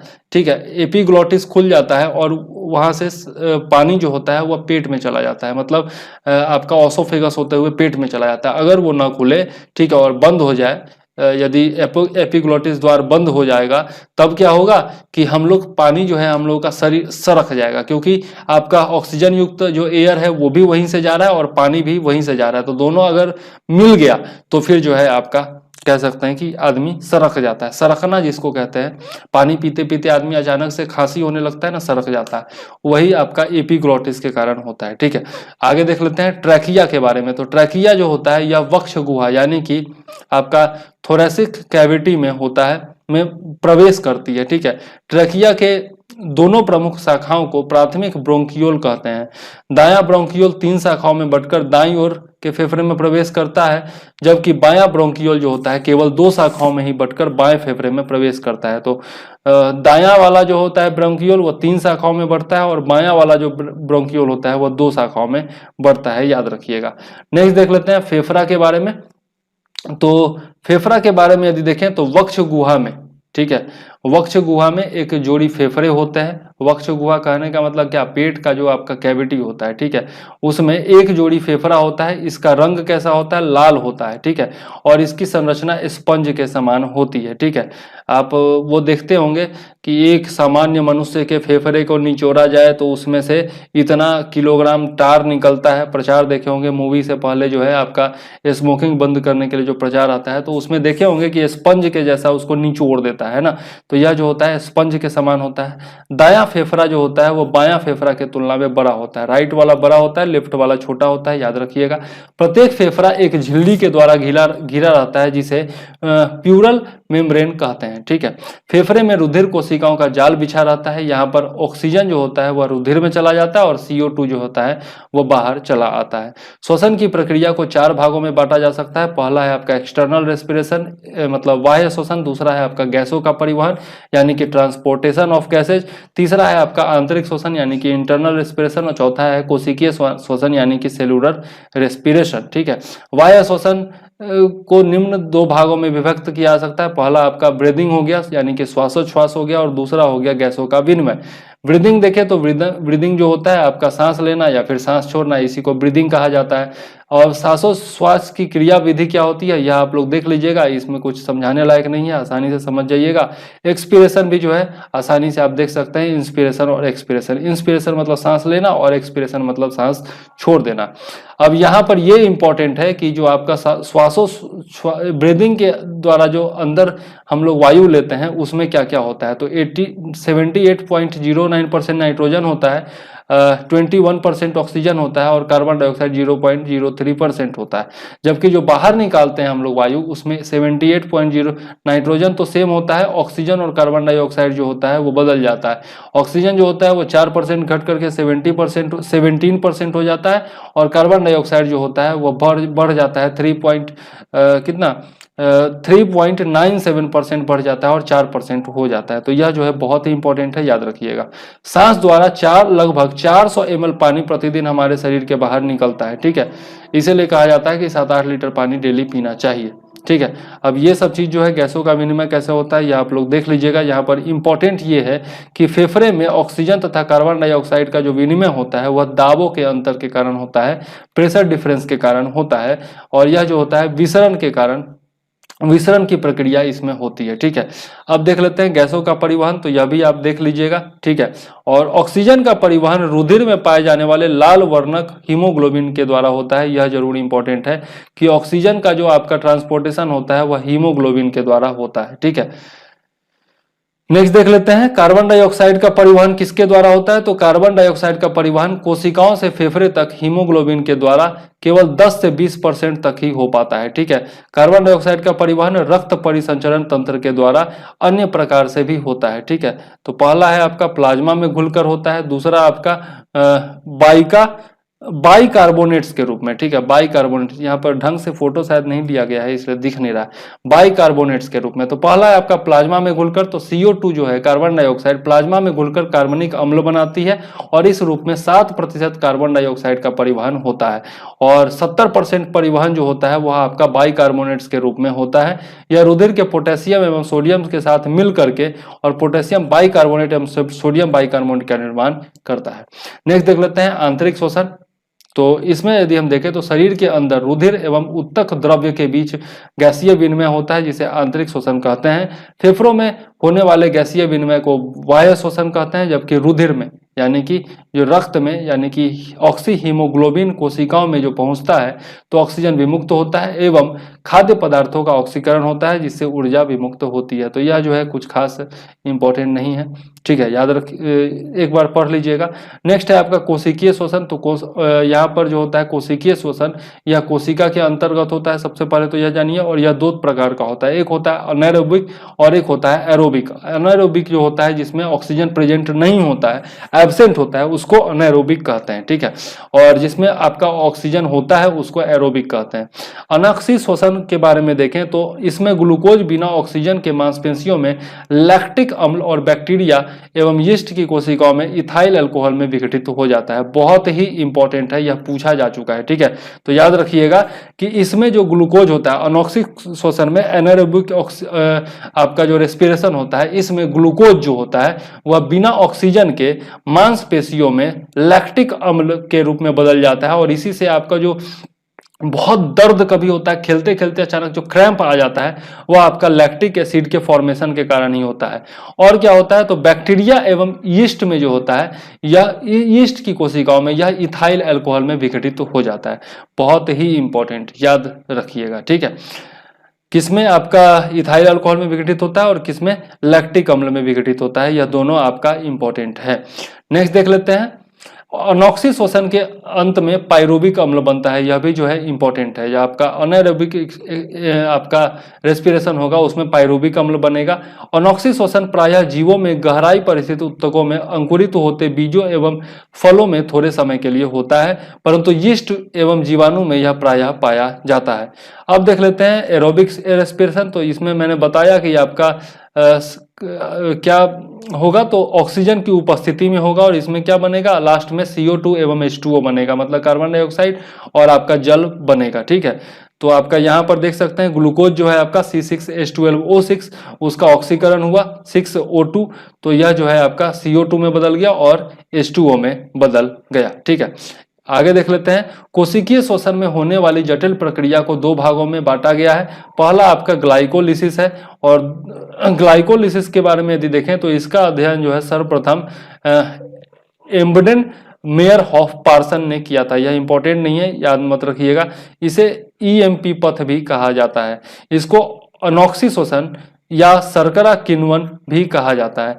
इसमें ऑक्सीजन की अनुपस्थिति में ऊर्जा मुक्त होती है, तो यहाँ पर अनएरोबिक है तो ऑक्सीजन उपस्थित नहीं होगा, ये तो है ही है।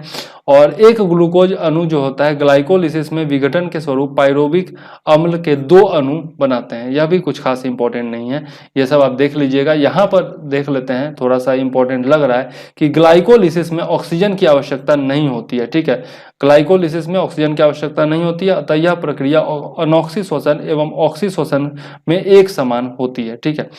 यहाँ पर ये जो होता है क्रेब्स साइकिल, यह इंपॉर्टेंट है, तो यह देख लेते हैं क्रेब्स साइकिल। इसका वर्णन हेंस क्रेब्स ने सन 1937 में किया था, यह पूछा भी जा चुका है। और इसको जो है साइट्रिक अम्ल चक्र या फिर ट्राई कार्बोक्जिलिक चक्र भी कहा जाता है। यह माइटोकॉन्ड्रिया के अंदर विशेष एंजाइम की उपस्थिति में ही संपन्न होता है। तो माइटोकॉन्ड्रिया के अंदर होता है क्रेब्स चक्र, यह संपन्न होता है, यह याद जरूर रखिएगा। इस चक्र में हाइड्रोजन के 2-2 परमाणु 5 बार मुक्त होते हैं, यह भी याद रखिएगा। और पूरे चक्र को 2 अणु पायरुविक अम्ल के होते हैं, अतः 6 अणु कार्बन डाइऑक्साइड के बनते हैं, ठीक है। आगे देख लेते हैं हमारे तंत्र में अधिकतम ATP अणुओं का निर्माण क्रेब्स चक्र के दौरान होता है। ATP क्या होता है, ऊर्जा, इसी के रूप में मिलता है हमको, ठीक है। ऊर्जा का उत्पादन कैसे होता है यह जो है आप देख लीजिएगा, ठीक है। श्वसनीय पदार्थ के बारे में बता देता हूं। कार्बोहाइड्रेट, वसा, प्रोटीन प्रमुख श्वसनीय पदार्थ हैं, ठीक है। तो यह जो है याद रखने लायक है। सबसे पहले कार्बोहाइड्रेट का शोषण होता है, इसके बाद वसा का शोषण होता है, ठीक है। और यह दोनों का भंडार जब समाप्त हो जाता है कार्बोहाइड्रेट और वसा का, तब जाकर के आपका प्रोटीन का शोषण होता है, ठीक है। तो यह बहुत ही इंपॉर्टेंट है, याद रखिएगा। नेक्स्ट है श्वसन जो है वह एक अपचयी क्रिया है, यानी कि कैटाबॉलिक प्रोसेस है। इससे शरीर के भार में कमी हो जाती है, ठीक है। और श्वसन का नियंत्रण कहाँ होता है? मस्तिष्क के मेडुला ऑब्लंगाटा भाग से किया जाता है, बहुत ही ज्यादा इंपॉर्टेंट, ठीक है। तो पोषक पदार्थ आप लोगों को पता होगा, जो न्यूट्रिएंट्स होते हैं जो शरीर में पोषण के लिए आवश्यक होते हैं। इसमें जो होता है ऊर्जा उत्पादक किसको कहते हैं? तो वसा एवं कार्बोहाइड्रेट को, मतलब फैट एवं कार्बोहाइड्रेट जो होता है वह ऊर्जा उत्पादक होता है, याद रखिएगा।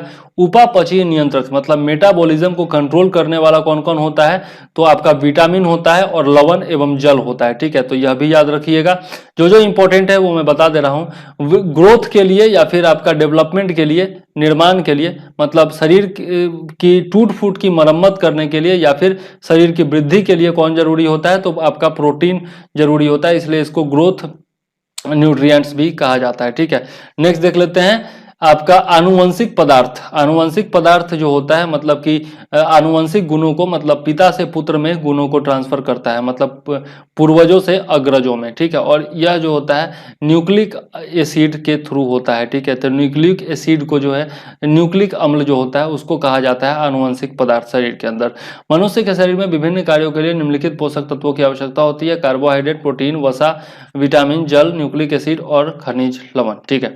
अब इन सब के बारे में अलग अलग दिया हुआ है। कार्बोहाइड्रेट के बारे में यदि देखें तो यहाँ पर कार्बन, ऑक्सीजन और कार्बन, हाइड्रोजन और ऑक्सीजन का अनुपात जो होता है वह 1:2:1 होता है। इसीलिए आप ग्लूकोज में देखते हैं कि आपका C6H12O6 उसका फॉर्मूला होता है, ठीक है।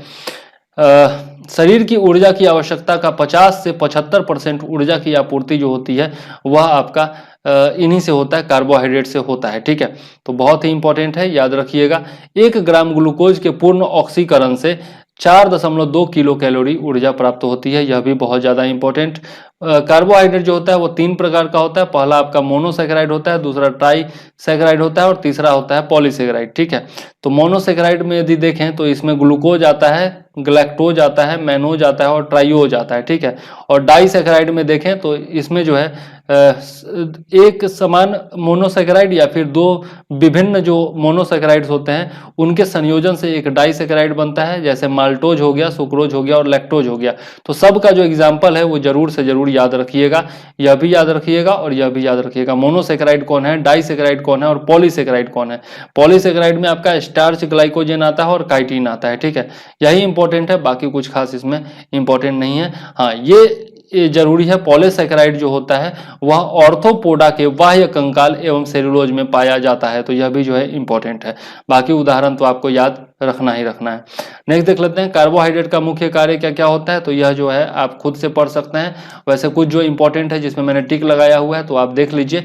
ऑक्सीकरण के द्वारा शरीर में ऊर्जा की आवश्यकता को पूरा करता है, शरीर में भोजन संचय की तरह कार्य करता है, विटामिन सी का निर्माण करता है कार्बोहाइड्रेट, ठीक है। इसके अलावा न्यूक्लिक अम्लों का भी निर्माण करता है और जंतुओं के बाह्य कंकाल का भी निर्माण करता है। तो यह तीनों जो है इसका मुख्य कार्य है। इसके अलावा कार्बोहाइड्रेट के प्रमुख स्रोत कौन कौन होते हैं, तो गेहूं हो गया, चावल हो गया, मक्का हो गया, बाजरा हो गया, आलू हो गया, शकरकंद हो गया यानी कि अलुआ जिसको कहते हैं हम लोग बिहार में, और एक आपका सलजम जिसको कहते हैं। बिहार के लोग जानते होंगे, गाना बना था जब झारखंड अलग हुआ था कि अलग भइले झारखंड अब खइहा शकरकंद, बिहार वालों लोगों को यह कहा जाता था, ठीक है। नेक्स्ट देख लेते हैं प्रोटीन के बारे में। तो प्रोटीन शब्द का प्रथम प्रयोग जो है वह जे बर्जीलियस ने किया था, बहुत ही इंपॉर्टेंट, कई बार पूछा जा चुका है तो याद जरूर रखिएगा। यह एक जटिल कार्बनिक यौगिक है जो 20 अमीनो अम्ल से मिलकर के बना होता है, ठीक है। मानव शरीर का लगभग 15% भाग जो होता है वो प्रोटीन से निर्मित होता है, बहुत ही इंपॉर्टेंट पॉइंट। और सभी प्रोटीन में क्या पाया जाता है, तो नाइट्रोजन पाया जाता है, यह भी बहुत ही इंपॉर्टेंट है, याद रखिएगा। आगे देख लेते हैं ऊर्जा उत्पादन एवं शरीर की मरम्मत दोनों कार्यों के लिए प्रोटीन उत्तरदायी होता है, बहुत ही इंपॉर्टेंट। मनुष्य के शरीर में 20 प्रकार के प्रोटीन की आवश्यकता होती है, जिसमें 10 का संश्लेषण जो होता है वह उसका शरीर स्वयं करता है और बाहर और बाकी जो 10 होता है वह भोजन के द्वारा बाहर से हमको प्राप्त होता है। ठीक है, अब ये बहुत इंपॉर्टेंट कि सोयाबीन और मूंगफली में प्रचुर मात्रा में प्रोटीन हमको मिल जाता है। सबसे ज्यादा जो होता है वो सोयाबीन में होता है। दाल वगैरह में भी वैसे प्रोटीन होता है, दूध में भी होता है। एक कार्यशील महिला को प्रतिदिन 45 ग्राम प्रोटीन लेना चाहिए। यह अभी जो है आप देख सकते हैं, हो सकता है पूछ भी दिया जाए तो याद रखिएगा। सरल प्रोटीन जो होता है वो 3 प्रकार का, पहला आपका सरल प्रोटीन, दूसरा संयुग्मी प्रोटीन और तीसरा होता है व्युत्पन्न प्रोटीन।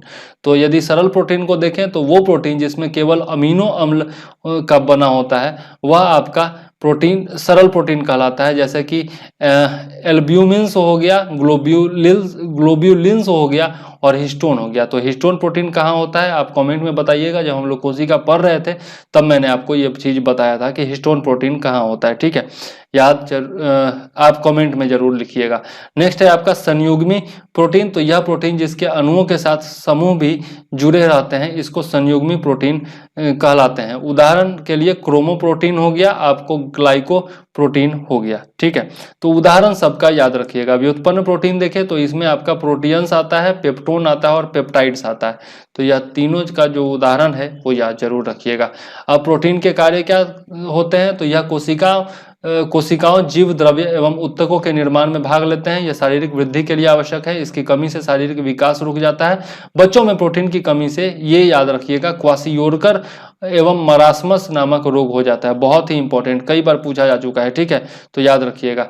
और आवश्यकता पड़ने पर ये शरीर को ऊर्जा देते हैं। ठीक है, प्रोटीन। नेक्स्ट देख लेते हैं ये और क्या क्या करते हैं। तो ये जैव उत्प्रेरक एवं जैव नियंत्रक के रूप में कार्य करते हैं। ठीक है, उसके बाद आनुवंशिकी लक्षणों के विकास का नियंत्रण करते हैं तथा ये संवहन में भी सहायक होते हैं, ट्रांसपोर्टेशन में भी सहायक होते हैं। ठीक है, आगे देख लेते हैं क्वासियोरकर के बारे में देखें। रोग है एक प्रकार का।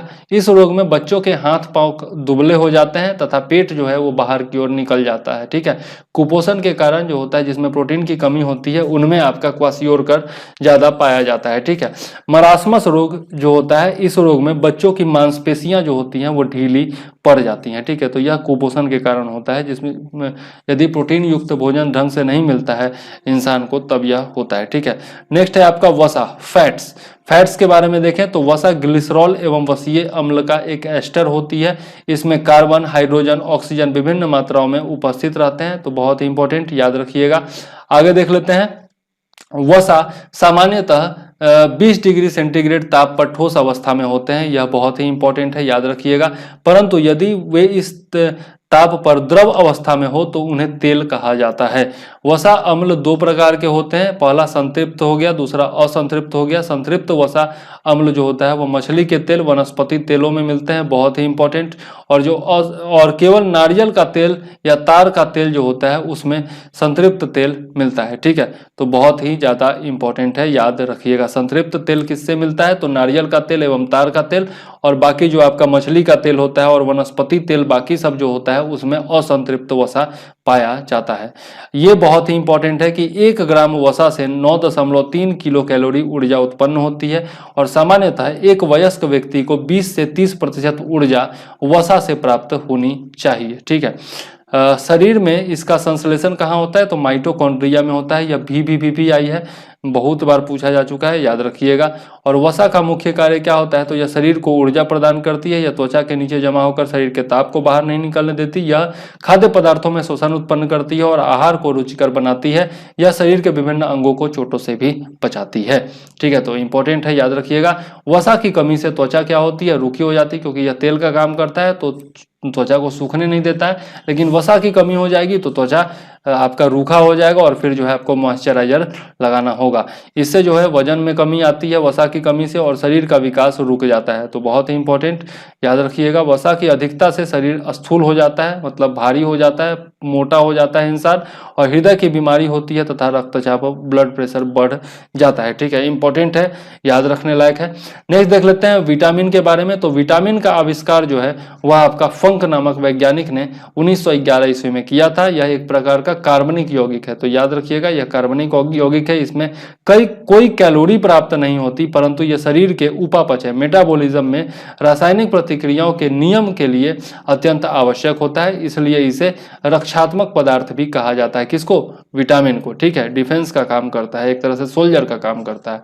आगे देख लेते हैं, घुलनशीलता के आधार पर विटामिन जो होते हैं वह दो प्रकार के होते हैं। पहला आपका जल में घुलनशील विटामिन और दूसरा जो होता है आपका वसा या कार्बनिक घोलकों में घुलनशील विटामिन। तो यह जो है कई बार पूछा जा चुका है, बहुत ही इंपॉर्टेंट है। याद रखिएगा कि जल में घुलनशील विटामिन कौन होता है? तो विटामिन बी एवं विटामिन सी। ठीक है, और वसा एवं कार्बनिक घोलकों में घुलनशील विटामिन कौन होता है? तो विटामिन ए हो गया, डी हो गया, ई हो गया और के हो गया। ठीक है, तो बहुत ही इंपॉर्टेंट है, याद रखिएगा। विटामिन ए जो होता है वह नेत्र, त्वचा, हड्डी एवं हमारे शरीर की प्रतिरक्षा प्रणाली को मजबूती प्रदान करता है, और नेत्र संबंधी जितना भी रोग होता है वह आपका विटामिन ए की कमी से होता है, बराबर पूछा जाता है। विटामिन बी12 में कोबाल्ट पाया जाता है, यह भी बहुत ही इंपॉर्टेंट है। विटामिनों का संश्लेषण हमारे शरीर की कोशिकाओं द्वारा नहीं हो सकता, इसलिए उसकी पूर्ति विटामिन युक्त भोजन से होती है। तथापि विटामिन डी एवं के का संश्लेषण हमारे शरीर में ही होता है। डी तो जो है आप देखते हैं कि सूर्य के प्रकाश में लोग बैठने के लिए बोलते हैं ताकि विटामिन डी आपको मिलता रहे। तो विटामिन डी का संश्लेषण सूर्य के प्रकाश में उपस्थित पैराबैंगनी किरणों द्वारा त्वचा के कोलेस्ट्रॉल यानी कि इर्गेस्टिरॉल के द्वारा होता है। ठीक है, तो यह इंपॉर्टेंट है, याद रखिएगा। विटामिन के जीवाणुओं द्वारा हमारे कोलन में संश्लेषित होता है तथा वहां से उसका अवशोषण भी होता है, तो यह भी जो है याद रखिएगा। आगे देख लेते हैं, यहाँ पर आपका विटामिन की कमी से होने वाला रोग एवं विटामिन के स्रोत जो है वो दिए हुए हैं और रासायनिक नाम भी दिया हुआ है। तो यह बहुत ही इंपॉर्टेंट है, कई बार यहाँ से क्वेश्चन पूछा जाता है, लगभग हर एग्जाम में 1 या 2 क्वेश्चन यहाँ से जरूर आता है, तो याद जरूर रखिएगा। ठीक है, नेक्स्ट देख लेते हैं हम लोग जल के बारे में। तो जल के बारे में यदि देखें तो मनुष्य जो है इसे पीकर प्राप्त करता है। ठीक है, और शरीर के भार का 65 से 75% जो होता है वह आपका पानी ही होता है। जल का प्रमुख कार्य क्या होता है, यह सब आप जानते हैं कि जल क्या क्या करता है। नेक्स्ट देख लेते हैं न्यूक्लिक एसिड के बारे में। तो ये कार्बन, हाइड्रोजन, नाइट्रोजन एवं ऑक्सीजन व फॉस्फोरस के बने होते हैं। न्यूक्लियोटाइड के बहुलक है जो अल्प मात्रा में हमारी कोशिका में डीएनए एवं आरएनए के रूप में पाए जाते हैं। ठीक है, आनुवंशिकी गुणों को एक पीढ़ी से दूसरी पीढ़ी तक पहुंचाना इसका काम होता है। एंजाइम्स के निर्माण तथा प्रोटीन संश्लेषण का नियंत्रण करता है ये, और ये क्रोमैटिन जाल का भी निर्माण करते हैं। क्रोमैटिन जाल कहाँ पाया जाता है यह जरूर हमको बताइएगा कमेंट में। ठीक है, आगे देख लेते हैं खनिज लवण। तो खनिज लवण के बारे में यदि देखें तो मनुष्य जो होता है वो मनुष्य में खनिज जो होता है वो भूमि से प्राप्त न करके भोजन के रूप में ग्रहण किया जाता है मनुष्य के द्वारा। यह शरीर की उपापचयी क्रियाओं को नियंत्रित करते हैं। गर्भवती स्त्रियों में प्रायः कैल्शियम और आयरन की कमी हो जाती है। कैल्शियम और आयरन का टेबलेट खाने के लिए डॉक्टर बोलती हैं उनको। हमारे शरीर में लगभग 15 से अधिक खनिज लवण अलग अलग रूपों में पाए जाते हैं। यह शरीर के कुल वजन का 4 से 5% होते हैं, तो यह जो है इंपॉर्टेंट है। ठीक है, और विभिन्न आपके खनिज लवणों के बारे में दिया हुआ है और मात्रा दैनिक कितनी होनी चाहिए, मुख्य स्रोत क्या होते हैं और उनके कार्य क्या होते हैं, यह सब यहाँ पर दिया हुआ है। जरूर से जरूर सारा जो है आप पढ़ लीजिएगा, बहुत ही ज्यादा इंपॉर्टेंट है। और इसके बाद रोगों में हम देखेंगे कि किसकी कमी से क्या क्या रोग हो जाता है। ठीक है, बहुत ही इंपॉर्टेंट चीज है, याद जरूर रखिएगा। भी आई इसको मान के चलिए।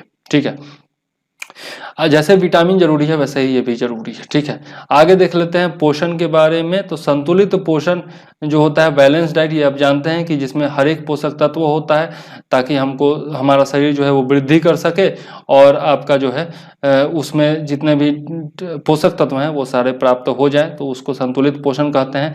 आजकल दूध को संतुलित आहार नहीं माना जाता है क्योंकि इसमें आयरन एवं विटामिन सी का अभाव होता है, तो यह जो है इंपॉर्टेंट है, याद रखिएगा। बीपीएससी में पूछा भी गया था कि दूध में किस किस का चीज का अभाव होता है, तो विटामिन सी और आयरन का अभाव इसमें होता है। ठीक है, पिछले बार ही क्वेश्चन पूछा गया है बीपीएससी में। संतुलित आहार व्यक्ति की आयु, लिंग, स्वास्थ्य एवं व्यवसाय पर निर्भर करता है। समय यहाँ पर ये इंपॉर्टेंट है कि 3000 से 3500 किलो कैलोरी ऊर्जा उत्पन्न करने के लायक भोजन की आवश्यकता युवा मनुष्य को रोज होती है। ठीक है, जो सामान्य कार्य करते हैं उनको, यह इंपॉर्टेंट है कि 3000 से 3500 कैलोरी ऊर्जा उत्पन्न करने लायक भोजन की आवश्यकता होती है मनुष्य को। ठीक है, जो साधारण काम करते हैं उनको। प्राप्त करने के लिए, और इसको प्राप्त करने के लिए क्या क्या हमको खाना चाहिए, कितना ग्राम क्या खाना चाहिए, यही पर यहाँ पर दिया हुआ है, कुछ खास इंपॉर्टेंट नहीं है। खाद्य पदार्थों को सुरक्षित रखने के लिए सोडियम बेंजोएट का प्रयोग किया जाता है, यह बहुत इंपॉर्टेंट है। और सोडियम बेंजोएट का फॉर्मूला देख लीजिए, C6H5COONA। ठीक है। अब भोजन और उसके अवयव क्या क्या होते हैं यह आप यहाँ पर देख सकते हैं, इसको कुछ खास जो है इसमें इम्पोर्टेंट नहीं है। ठीक है, तो यह जो है आप खुद से पढ़ लीजिएगा। ये तीनों जो है इंपॉर्टेंट संस्थानों के बारे में दिया हुआ है पोषण से संबंधित, तो यह पढ़ लीजिएगा। राष्ट्रीय पोषण एवं अनुसंधान संस्थान कहाँ है? हैदराबाद में है। केंद्रीय खाद्य प्रौद्योगिकी अनुसंधान संस्थान मैसूर में है, और केंद्रीय औषधि शोध संस्थान जो है वो लखनऊ में है। ठीक है, यहाँ पर जो है मानव शरीर की कैलोरी संबंधी आवश्यकताएं जो है, जो हल्का कार्य करते हैं उनको कितना, आधा 8 घंटा कार्य करने वाले और कठिन परिश्रम करने वाले, तो हल्का कार्य और आपका कठिन परिश्रम ये दोनों जो है पुरुष और स्त्री दोनों में कितना होना चाहिए याद रखिएगा। ठीक है, और यहाँ पर संतुलित आहार की तालिका है, इसको देख करके खाना वाना खाइए तो अच्छा रहिएगा, स्वस्थ रहिएगा, तभी तो परीक्षा दीजिएगा और पढ़ाई में मन लगेगा। नेक्स्ट है आपका मानव रोगों के बारे में यहाँ पर दिया हुआ है, तो विभिन्न जो आपके जो सूक्ष्म तत्व हैं उनके द्वारा कौन कौन से रोग होते हैं उनके बारे में यहाँ पर दिया हुआ है। मलेरिया किससे होता है, पायरिया किससे होता है, यह सब जो है, प्रभावित अंग कौन सा है, परजीवी कौन सा, इसके जिस परजीवी के कारण होता है उसका नाम दिया हुआ है, वाहक कौन सा होता है और लक्षण कौन सा होता है, यह सब आपका लिस्ट बना करके दिया हुआ है, बहुत ही ज़्यादा इंपॉर्टेंट है, तो याद जरूर रखिएगा। इसमें जो है आपका सारा का सारा इंपॉर्टेंट है, इसलिए एक भी छोड़ने लायक नहीं है। ठीक, तो सब एक बार जरूर रट लीजिएगा। ठीक है, इसके बाद यहाँ पर जो इम्पोर्टेंट पॉइंट है वो हम लोग देख लेते हैं कि मेक्कूलाच ने 1827 ईस्वी में सर्वप्रथम मलेरिया शब्द का प्रयोग किया था, और मलेरिया रोग की पुष्टि रक्त की बूंद तथा पीएफ मामलों के लिए आरडी किट्स सूक्ष्मदर्शी जांच के द्वारा की जाती है। ठीक है, तो यह जो है इंपॉर्टेंट पॉइंट है, याद रखिएगा। लेवरन 1880 ईस्वी में मलेरिया से पीड़ित व्यक्ति के रुधिर में मलेरिया परजीवी प्लाज्मोडियम की खोज किए थे। ठीक है, तो यह भी जो है इंपॉर्टेंट है, प्लाज्मोडियम का खोज किए थे ये। नेक्स्ट देख लेते हैं रोनाल्ड रास ने मलेरिया परजीवी द्वारा मलेरिया होने की पुष्टि की तथा बताया कि मच्छर इसका वाहक है। तो यह सब पूछा भी जा सकता है, अगर डीप में जाकर के पूछता है तो। वैसे ये सब क्वेश्चन अधिकतर पूछा जाता नहीं है, लेकिन याद होना चाहिए। मलेरिया रोग में लाल रुधिराणु जो होते हैं वो नष्ट हो जाते हैं तथा रक्त में कमी आ जाती है। ठीक है, तो यह जो है इंपॉर्टेंट है, याद रखिएगा। इसके उपचार में क्या क्या यूज होता है यह भी बराबर पूछा जाता है।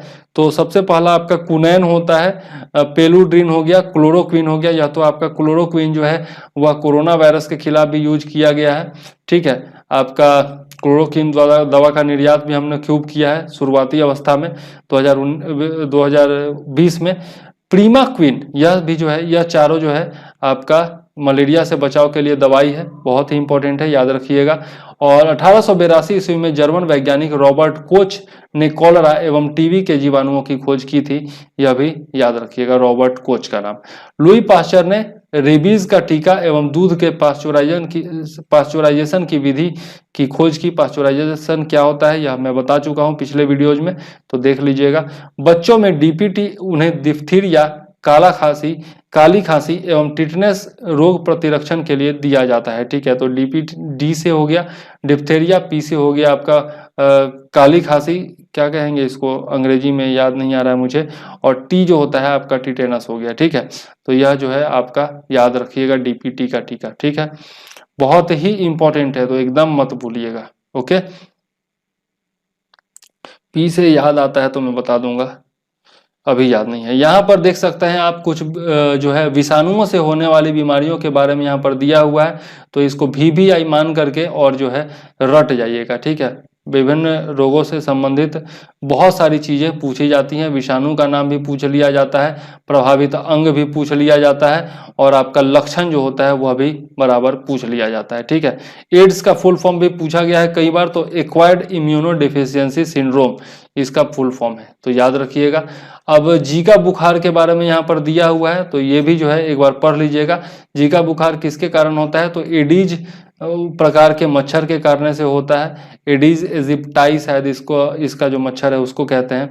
और यह जो है शारीरिक संबंध बनाने से और खून चढ़ाने से भी इसके फैलने की संभावना होती है। यह रोग, यह जरूरी इंपॉर्टेंट है कि यह रोग गर्भवती माँ से स्वस्थ गर्भस्थ शिशु में जा सकता है। ठीक है, यह बहुत ही इंपॉर्टेंट है। और शिशु के सिर के अपूर्ण विकास की वजह बन सकता है। जीका वायरस यदि बच्चे में हो जाता है तो उसका सिर जो होता है वो पूर्णतया विकसित नहीं होता है।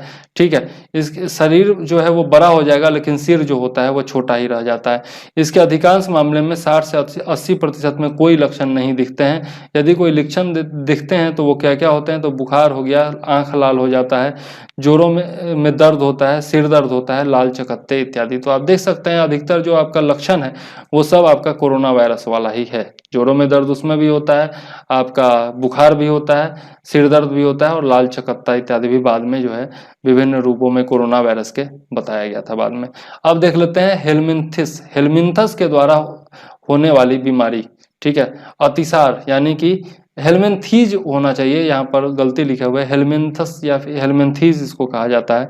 डायरिया के बारे में देखें तो इस रोग का कारण आंत में मौजूद एस्केरिस लुम्ब्रिक्वाइडीज एस्केरिस लुम्ब्रिक्वाइडीज नामक अंतः परजीवी प्रोटोजोआ यानी कि निमेटोड है, जो घरेलू मक्खी के द्वारा प्रसारित होता है। इसमें आंत में घाव हो जाता है, जिसमें प्रोटीन पचाने वाला एंजाइम ट्रिप्सिन जो होता है वो नष्ट हो जाता है। यह रोग बच्चों में अधिक पाया जाता है। तो विभिन्न रोगों के बारे में यहाँ पर दिया हुआ है, तो देख लीजिएगा। फाइलेरिया जो है, यह रोग फाइलेरिया जो होता है वह ब्रैंकोफ्टाई नामक कृमि से होता है। ठीक है, तो फाइलेरिया जो होता है वह कृमि से होता है, याद रखिएगा। ठीक है, वर्म से होता है। इस कृमि का संचारण क्यूलेक्स मच्छरों के दंश से होता है। तो कौन सा मच्छर उत्तरदायी होता है फाइलेरिया के लिए, तो क्यूलेक्स मच्छर। ठीक है, यह ध्यान में रखिएगा।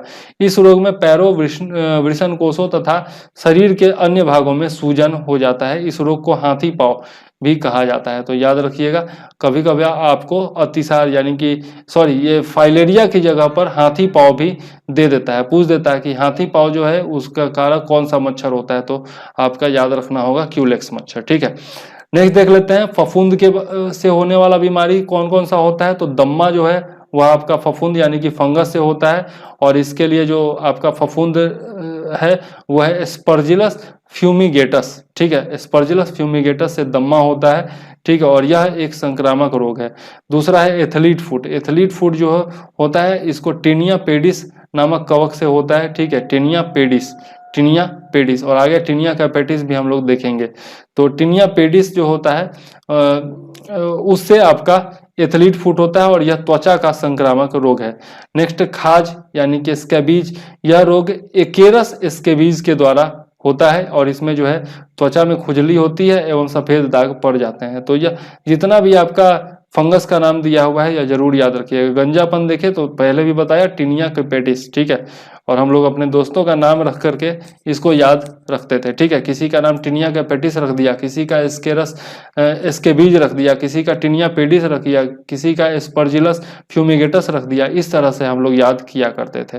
दाद देखिए रिंग वर्म, तो यह जो होता है संक्रामक रोग होता है। यह रोग ट्राइकोफाइटन लेरुकोसम नामक कवक से फैलता है। ठीक है, तो अन्य रोग भी जो होते हैं मनुष्य के द्वारा आनुवांशिक रोग मनुष्य में कौन कौन से होते हैं, तो वर्णांधता होता है, कलर ब्लाइंडनेस के कारण बहुत सारा लोग एएलपी टेक्नीशियन में छाटा जाता है रेलवे के। इसमें जो है रोगी को लाल एवं हरा रंग पहचानने की क्षमता नहीं होती है। इसमें लाल रंग हरा दिखाई देता है, कई बार पूछा गया है खास करके रेलवे में, क्योंकि रेलवे में एएलपी टेक्नीशियन और बाकी सब में जो है इसके कारण कलर ब्लाइंडनेस के कारण बहुत लोग छट जाते हैं। इस रोग से मुख्य रूप से पुरुष प्रभावित होते हैं, जबकि वाहक कौन होते हैं, तो आपका स्त्रियां होती हैं, क्योंकि इनके दोनों गुणसूत्र जो होते हैं एक्स प्रभावित होते हैं। जब स्त्रियों में मतलब दोनों गुणसूत्र एक्स और एक्स होता है स्त्रियों में, तो यदि दोनों गुणसूत्र जो होता है यदि प्रभावित होता है स्त्रियों में, तब यह जो है वाहक बन जाती है इस रोग की। वर्ण अंधता की यानी कलर ब्लाइंडनेस की, इनके बच्चों को भी हो सकता है।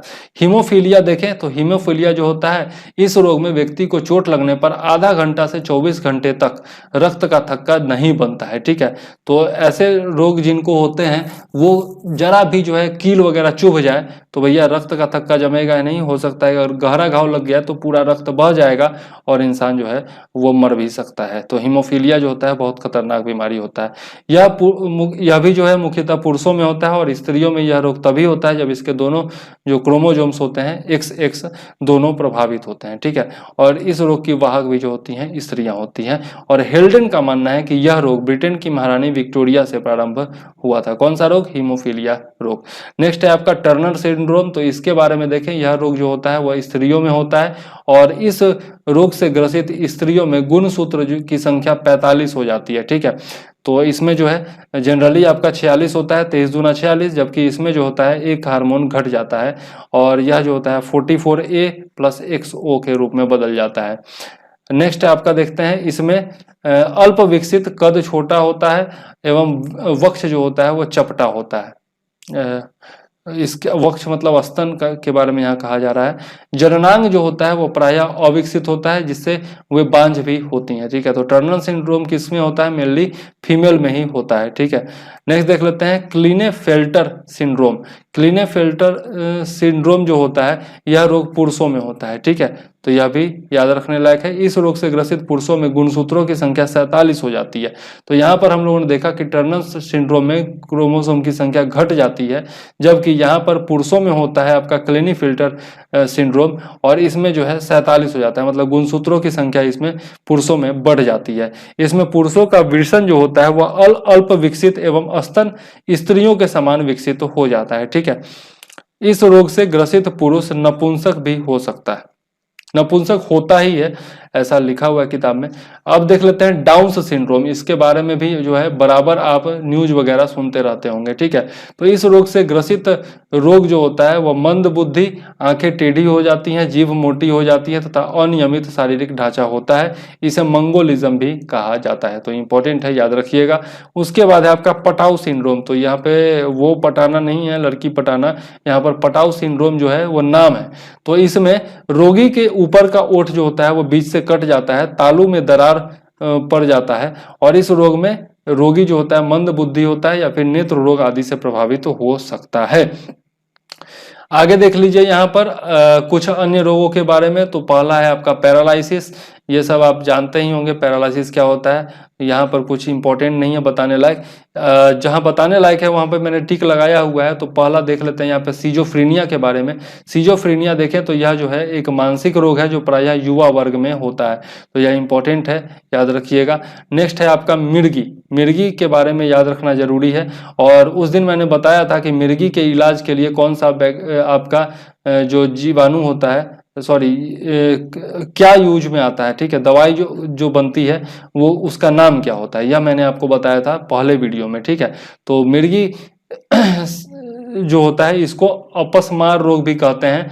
यह मस्तिष्क के आंतरिक रोगों के कारण होती है और इस रोग में जब दौरा पड़ता है तो मुंह से झाग निकलता है और मल पेशाब भी निकलता है, ठीक है। तो इसके दवाई का नाम आप जरूर बताइएगा, मैं पिछले वीडियोज में बता चुका हूँ।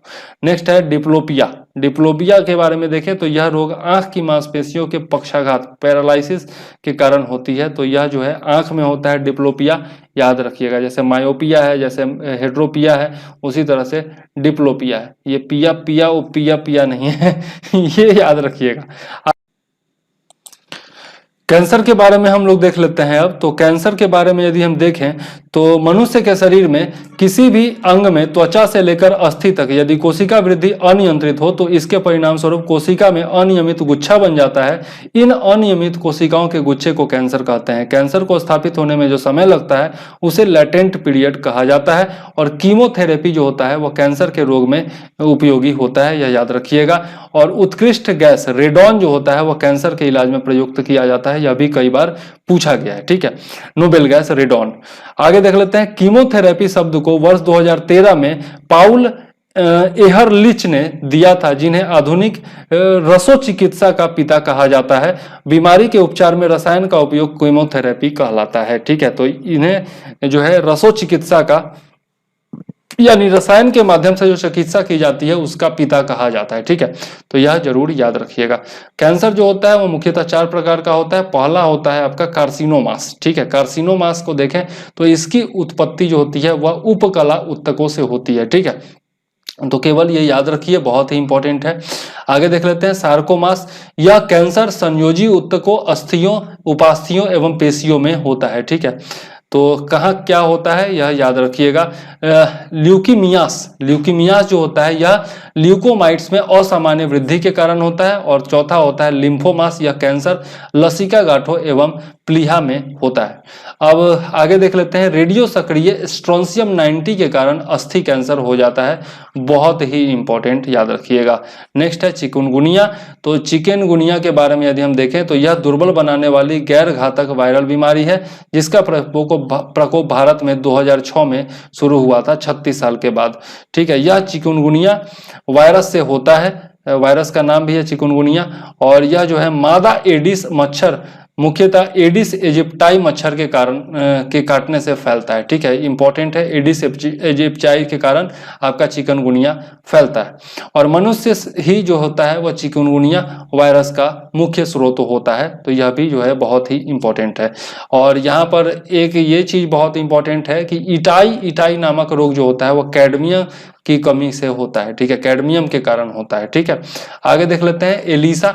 HIV वायरस जो होता है उसके बारे में देख लेते हैं। तो एलिसा को कहते हैं एंजाइम लिंक्ड इम्यून सॉल्वेंट एसे। इसका फुल फॉर्म है एलिसा टेस्ट का। और यह एक प्रकार का टेस्ट होता है जो कि HIV वायरस की जांच करने की एक प्रणाली होती है। इससे पता चलता है कि व्यक्ति एड्स पीड़ित है या नहीं है। इसे एलिसा टेस्ट भी कहा जाता है। तो एलिसा टेस्ट बराबर पूछा जाता है कि किस लिए यूज होता है, तो आपका HIV वायरस का पता लगाने के लिए होता है। ठीक है, और उसके बाद हम लोग देख लेते हैं western blot test. Western blot test जो होता है यह HIV के संक्रमण की जांच है जो पॉजिटिव होने पर बताता है कि व्यक्ति HIV से ग्रस्त है या। उसके बाद HIV-24 जो होता है वह एंटीजोन होता है। और HIV की स्पष्ट जांच इससे होती है। इससे रोग की तीव्रता की जानकारी मिल जाती है। उसके बाद है आपका CD4 काउंट। इस परीक्षण में रोगी को प्रतिरोधक क्षमता का आकलन किया जाता है। रोगी की जो प्रतिरोधक क्षमता होती है उसका आकलन इसमें किया जाता है। ठीक है, तो यहाँ पर आपका और भी चीज़ों के बारे में दिया हुआ है, लेकिन यह सब आप खुद से पढ़ लीजिएगा। ठीक है, कुछ खास इसमें इंपॉर्टेंट नहीं है। नीचे कुछ पॉइंट इंपॉर्टेंट है वो मैं बता दूंगा, लेकिन यहाँ पर सबसे पहले हम लोग देख लेते हैं टीकाकरण कार्यक्रम के बारे में। यहाँ पर दिया हुआ है तो यह जो है बहुत ही इंपॉर्टेंट है, याद रखिएगा। टीका कार्यक्रम जो होता है उसके बारे में यहाँ पर पूरा जानकारी दिया हुआ है। तो यह निश्चित तौर पर याद रखिएगा, जिंदगी में भी काम आएगा और परीक्षा में तो काम आना ही आना है। ठीक है, यहाँ पर कुछ महत्वपूर्ण चीजें दी हुई हैं। विषाणु से संक्रमित शरीर की कोशिकाएं इंटरफेरॉन नामक प्रोटीन बनाती है। ठीक है, यह भी जो है इंपॉर्टेंट है। HIV पॉजिटिव लोगों के लिए एंटी रिट्रोवायरस थेरेपी ART की व्यवस्था की जाती है। ART सेवाओं की शुरुआत 1 अप्रैल 2004 से की गई थी। तो यह भी जो है करंट अफेयर्स में भी याद रख सकते हैं। वर्तमान में एड्स के उपचार के लिए एजिडोथाइमिडीन AZT औषधि का उपयोग किया जाता है। यह भी जो है इंपॉर्टेंट है। और डेंगू ज्वर मादा एडिस इजिप्टाई फैलने के मच्छर के काटने से फैलता है। हमारे देश में डेंगू ज्वर पहला मामला डेंगू ज्वर का कब आया था? 1963 में कोलकाता में सामने आया था। और डेंगू ज्वर के कारण मानव शरीर में प्लेटलेट्स की कमी हो जाती है। ठीक है, अब यहाँ पर जो है आपका कुछ प्रमुख केंद्रीय स्वास्थ्य कार्यक्रम के बारे में भी दिया हुआ है, तो यहाँ से आप याद रख सकते हैं। ठीक है, जननी सुरक्षा योजना है, वंदे मातरम योजना है, यह सब जो लेटेस्ट है वो जरूर याद रखिएगा। और ये आपका कैंसर नियंत्रण कार्यक्रम जो है, मानसिक स्वास्थ्य कार्यक्रम है, एड्स नियंत्रण कार्यक्रम है, यह सब जो है प्रजनन एवं बाल स्वास्थ्य कार्यक्रम है। पल्स पोलियो कार्यक्रम तो निश्चित तौर पर याद रखिएगा, यह पूछा भी जा चुका है। ठीक है, तो यह सब कार्यक्रम के बारे में थोड़ा बहुत देख लीजिएगा। यहाँ पर पोलियो वैक्सीन के बारे में कुछ दिया हुआ है। तो यहाँ पर जो आपका पोलियो वैक्सीन का विकास जो है वह 1952 में जोनास साल्क तथा अल्बर्ट साबिन के द्वारा किया गया था। ठीक है, 1962 ईस्वी में अल्बर्ट साबिन के द्वारा। तो यह दोनों वैज्ञानिक का नाम याद रखिएगा, वर्ष के साथ इसको याद रखिएगा। ठीक है, पोलियो वायरस 3 प्रकार के होते हैं, टाइप 1, टाइप 2, टाइप 3। इसी आधार पर विश्व में पोलियो रोगियों को 3 श्रेणी होती है। सबसे सबसे कम मरीज जो होते हैं वो टाइप 2 के होते हैं और अधिकतर टाइप 3 के होते हैं। इसलिए वैक्सीन टाइप 3 जो है वही सबसे ज्यादा दिया जाता है। ठीक है, पोलियो से निपटने के लिए अधिकतर वैक्सीन जो होती है वो टाइप 3 के लिए तैयार की गई है, जिसका विषाणु सबसे छोटा होता है। तो यह जो है इंपॉर्टेंट पॉइंट है, याद रखिएगा कि इसका विषाणु सबसे छोटा होता है, किसका, टाइप 3 का, और यही जो होता है सबसे ज्यादा खतरनाक होता है। ठीक है, अधिकतर में यही होता भी है। आगे देख लेते हैं। विविध में कुछ दिया हुआ है, आपका चिकित्सा संबंधी आविष्कार दिया हुआ है, तो सब जो है एक जगह इकट्ठा करके दिया हुआ है। बहुत ही अच्छा किया है जो इकट्ठा करके दे दिया है। तो आप जो है ये सब एक बार जरूर देख लीजिएगा जो इम्पोर्टेंट है। जैसे यहाँ पर चेचक का टीका दिया हुआ है, इंसुलिन दिया हुआ है, यह सब इम्पोर्टेंट है। टीबी बैक्टीरिया हो गया, पेनिसिलिन हो गया, बीसीजी हो गया, यह सब इम्पोर्टेंट है। फिर आपका डीएनए हो गया, यह इम्पोर्टेंट है। फिर आपका जो है डीएनए संश्लेषण हो गया, यह इंपॉर्टेंट है। स्टेथोस्कोप का आविष्कार जो हो गया यह इंपॉर्टेंट है। आपका प्राकृतिक वर्णवाद हो गया, चार्ल्स डार्विन, यह भी इंपॉर्टेंट है। चेचक का टीका इंपॉर्टेंट है। आपका हृदय का प्रथम प्रतिस्थापन, मतलब पहला जो आपका हार्ट ट्रांसप्लांट हुआ था उसके बारे में। आपका होम्योपैथी के संस्थापक हाइनेमैन के बारे में बराबर पूछा जाता है। ठीक है, इसके बाद आपका ये भी पूछा जाता है रेबीज रोधी टीका, लुईस पास्चर, यह भी पूछा जाता है। तो ये सब जो है आपका प्रथम एंटीबायोटिक यानी कि पेनिसिलिन की खोज किसने की थी, तो ये फ्लेमिंग ने की थी, यह भी जो है इंपॉर्टेंट है। कुछ प्रमुख चिकित्सा उपकरणों के बारे में यहाँ पर दिया हुआ है, यह भी जो है आप जरूर से जरूर देख लीजिएगा। ठीक है, तो यहाँ पर जो है ये सब आपका दिया हुआ है कुछ प्रमुख चिकित्सा उपकरणों के बारे में, यह सब निश्चित रूप से देख लीजिएगा। यहाँ पर कुछ और तथ्य दिया हुआ है, सबसे बड़ा जीवित पक्षी कौन होता है, सबसे बड़ा कपी कौन होता है, मतलब सबसे बड़ा सबसे छोटा जो है आपका वो दिया हुआ है। तो बहुत ही इंपॉर्टेंट है, बराबर इससे रेलवे वगैरह में पूछा जाता है, तो याद रखिएगा। अब कुछ मुख्य तथ्य जो हैं वो दिए हुए हैं, यहाँ पर मुख्य तथ्य हैं ही, तो जब फैक्ट के अंदर जो फैक्ट दिया हुआ है वो तो सारा का सारा इंपॉर्टेंट है। तो ये जो है टोटल एक एक फैक्ट यहाँ पर इंपॉर्टेंट है, ये सारा आप जरूर से जरूर पढ़ लीजिएगा। ठीक है, इस वीडियो को यहीं पर समाप्त करते हैं। आपका बायोलॉजी जो है वो समाप्त हो गया। यहाँ पर ये देख लीजिए इंपॉर्टेंट दिया हुआ है, हृदय की रक्त पंप करने की क्षमता जो होती है वह 4.5 लीटर प्रति मिनट होती है। छोटी आंत में लगभग, छोटी आंत जो होती है वो लगभग 7 मीटर लंबी होती है तथा उसका व्यास 2.5 सेंटीमीटर का होता है। एक एक चीज जो है वो इसमें इंपॉर्टेंट है। शरीर के भीतर रक्त परिभ्रमण, ब्लड सर्कुलेशन में लगभग 23 सेकेंड लगता है। पेनिसिलिन नामक प्रतिजैविक जो होता है वो पेनिसिलियन नामक कवक से प्राप्त किया जाता है। मनुष्य सरकार का सबसे बुद्धिमान होमिनिड है। एल्बाट्रॉस सबसे बड़ा समुद्री पक्षी है जिसके पंख का फैलाव 10 से 12 फीट तक है। तो बहुत सारा चीज जो है यही इंपॉर्टेंट यहाँ पर दिया हुआ है, यह सब चीज जो है वो आप पढ़ लीजिएगा। ठीक है, टिक मैंने लगाया ही हुआ है, तो यहाँ से देख करके आप भी टिक लगा लीजिए और इस सब जो है वो रट चाहिए। ठीक है, चलिए तो वीडियो को यहीं पर करते हैं समाप्त। बायोलॉजी भी हमारा समाप्त हो गया, 3 पार्ट लग गया क्योंकि रात में नींद आने लगती है और कल जो है तबीयत खराब हो गई थी अचानक से, तो 3 पार्ट लगा, लेकिन बायोलॉजी खत्म हो गया। और अगला जो हमारा जो सब्जेक्ट है वो आपका ज्योग्राफी होने वाला है, जो मैंने आपको बताया भी था। तो याद रखिएगा, भारतीय ज्योग्राफी हम लोग पहले पढ़ लेंगे। लाइक जरूर करिएगा, सब्सक्राइब जरूर कर दीजिएगा यदि चैनल पर नए हैं, और बेल आइकॉन दबा दीजिएगा ताकि आपको आने वाले वीडियोज का नोटिफिकेशन टाइम पर मिलता रहे। साथ ही कमेंट करना बिल्कुल मत भूलिएगा और शेयर तो निश्चित तौर पर कर दीजिएगा दोस्तों के साथ, ताकि उनको जो है लाभ मिल सके। आप लोग बराबर पूछते हैं कि वीडियो का लाभ क्या है, तो वीडियो का लाभ यही है कि जो लूसेंट में पढ़ने लायक नहीं है वो मैं छोड़ दिया हूं, तो आपका समय बच जाएगा। दूसरा चीज कि जो बहुत ज्यादा इंपॉर्टेंट है या फिर जो पूछा जा चुका है वो भी मैं बता दिया हूं, तो इससे आपको अंदाजा होगा कि किसमें आपका डबल स्टार मार्क करना है, किसमें सिंगल स्टार मार्क करना है, या फिर किस तरीके से आप मोर इंपॉर्टेंट और लेस इंपॉर्टेंट इसके बीच में आप निशानी लगाते हैं और उसके बाद वही चीज पढ़ते हैं जो सबसे ज्यादा इंपॉर्टेंट है। ठीक है, तो इससे बहुत आपका समय बच जाएगा। आप देख रहे हैं कि 20 दिन यानी कि मैं आपका 40 से 50 घंटे के में ही मात्र लूसेंट आपका टोटल पहली बार कंप्लीट करूंगा, और उसके बाद जब आप लूसेंट पढ़ेंगे तो आपका 10 से 15 घंटे में पूरा का पूरा लूसेंट आप रिवीजन कर पाएंगे। ठीक है, तो इसलिए इंपॉर्टेंट है। तो चलिए इसी के साथ अब जो है मुझे दीजिए विदा। जय हिंद, वंदे मातरम।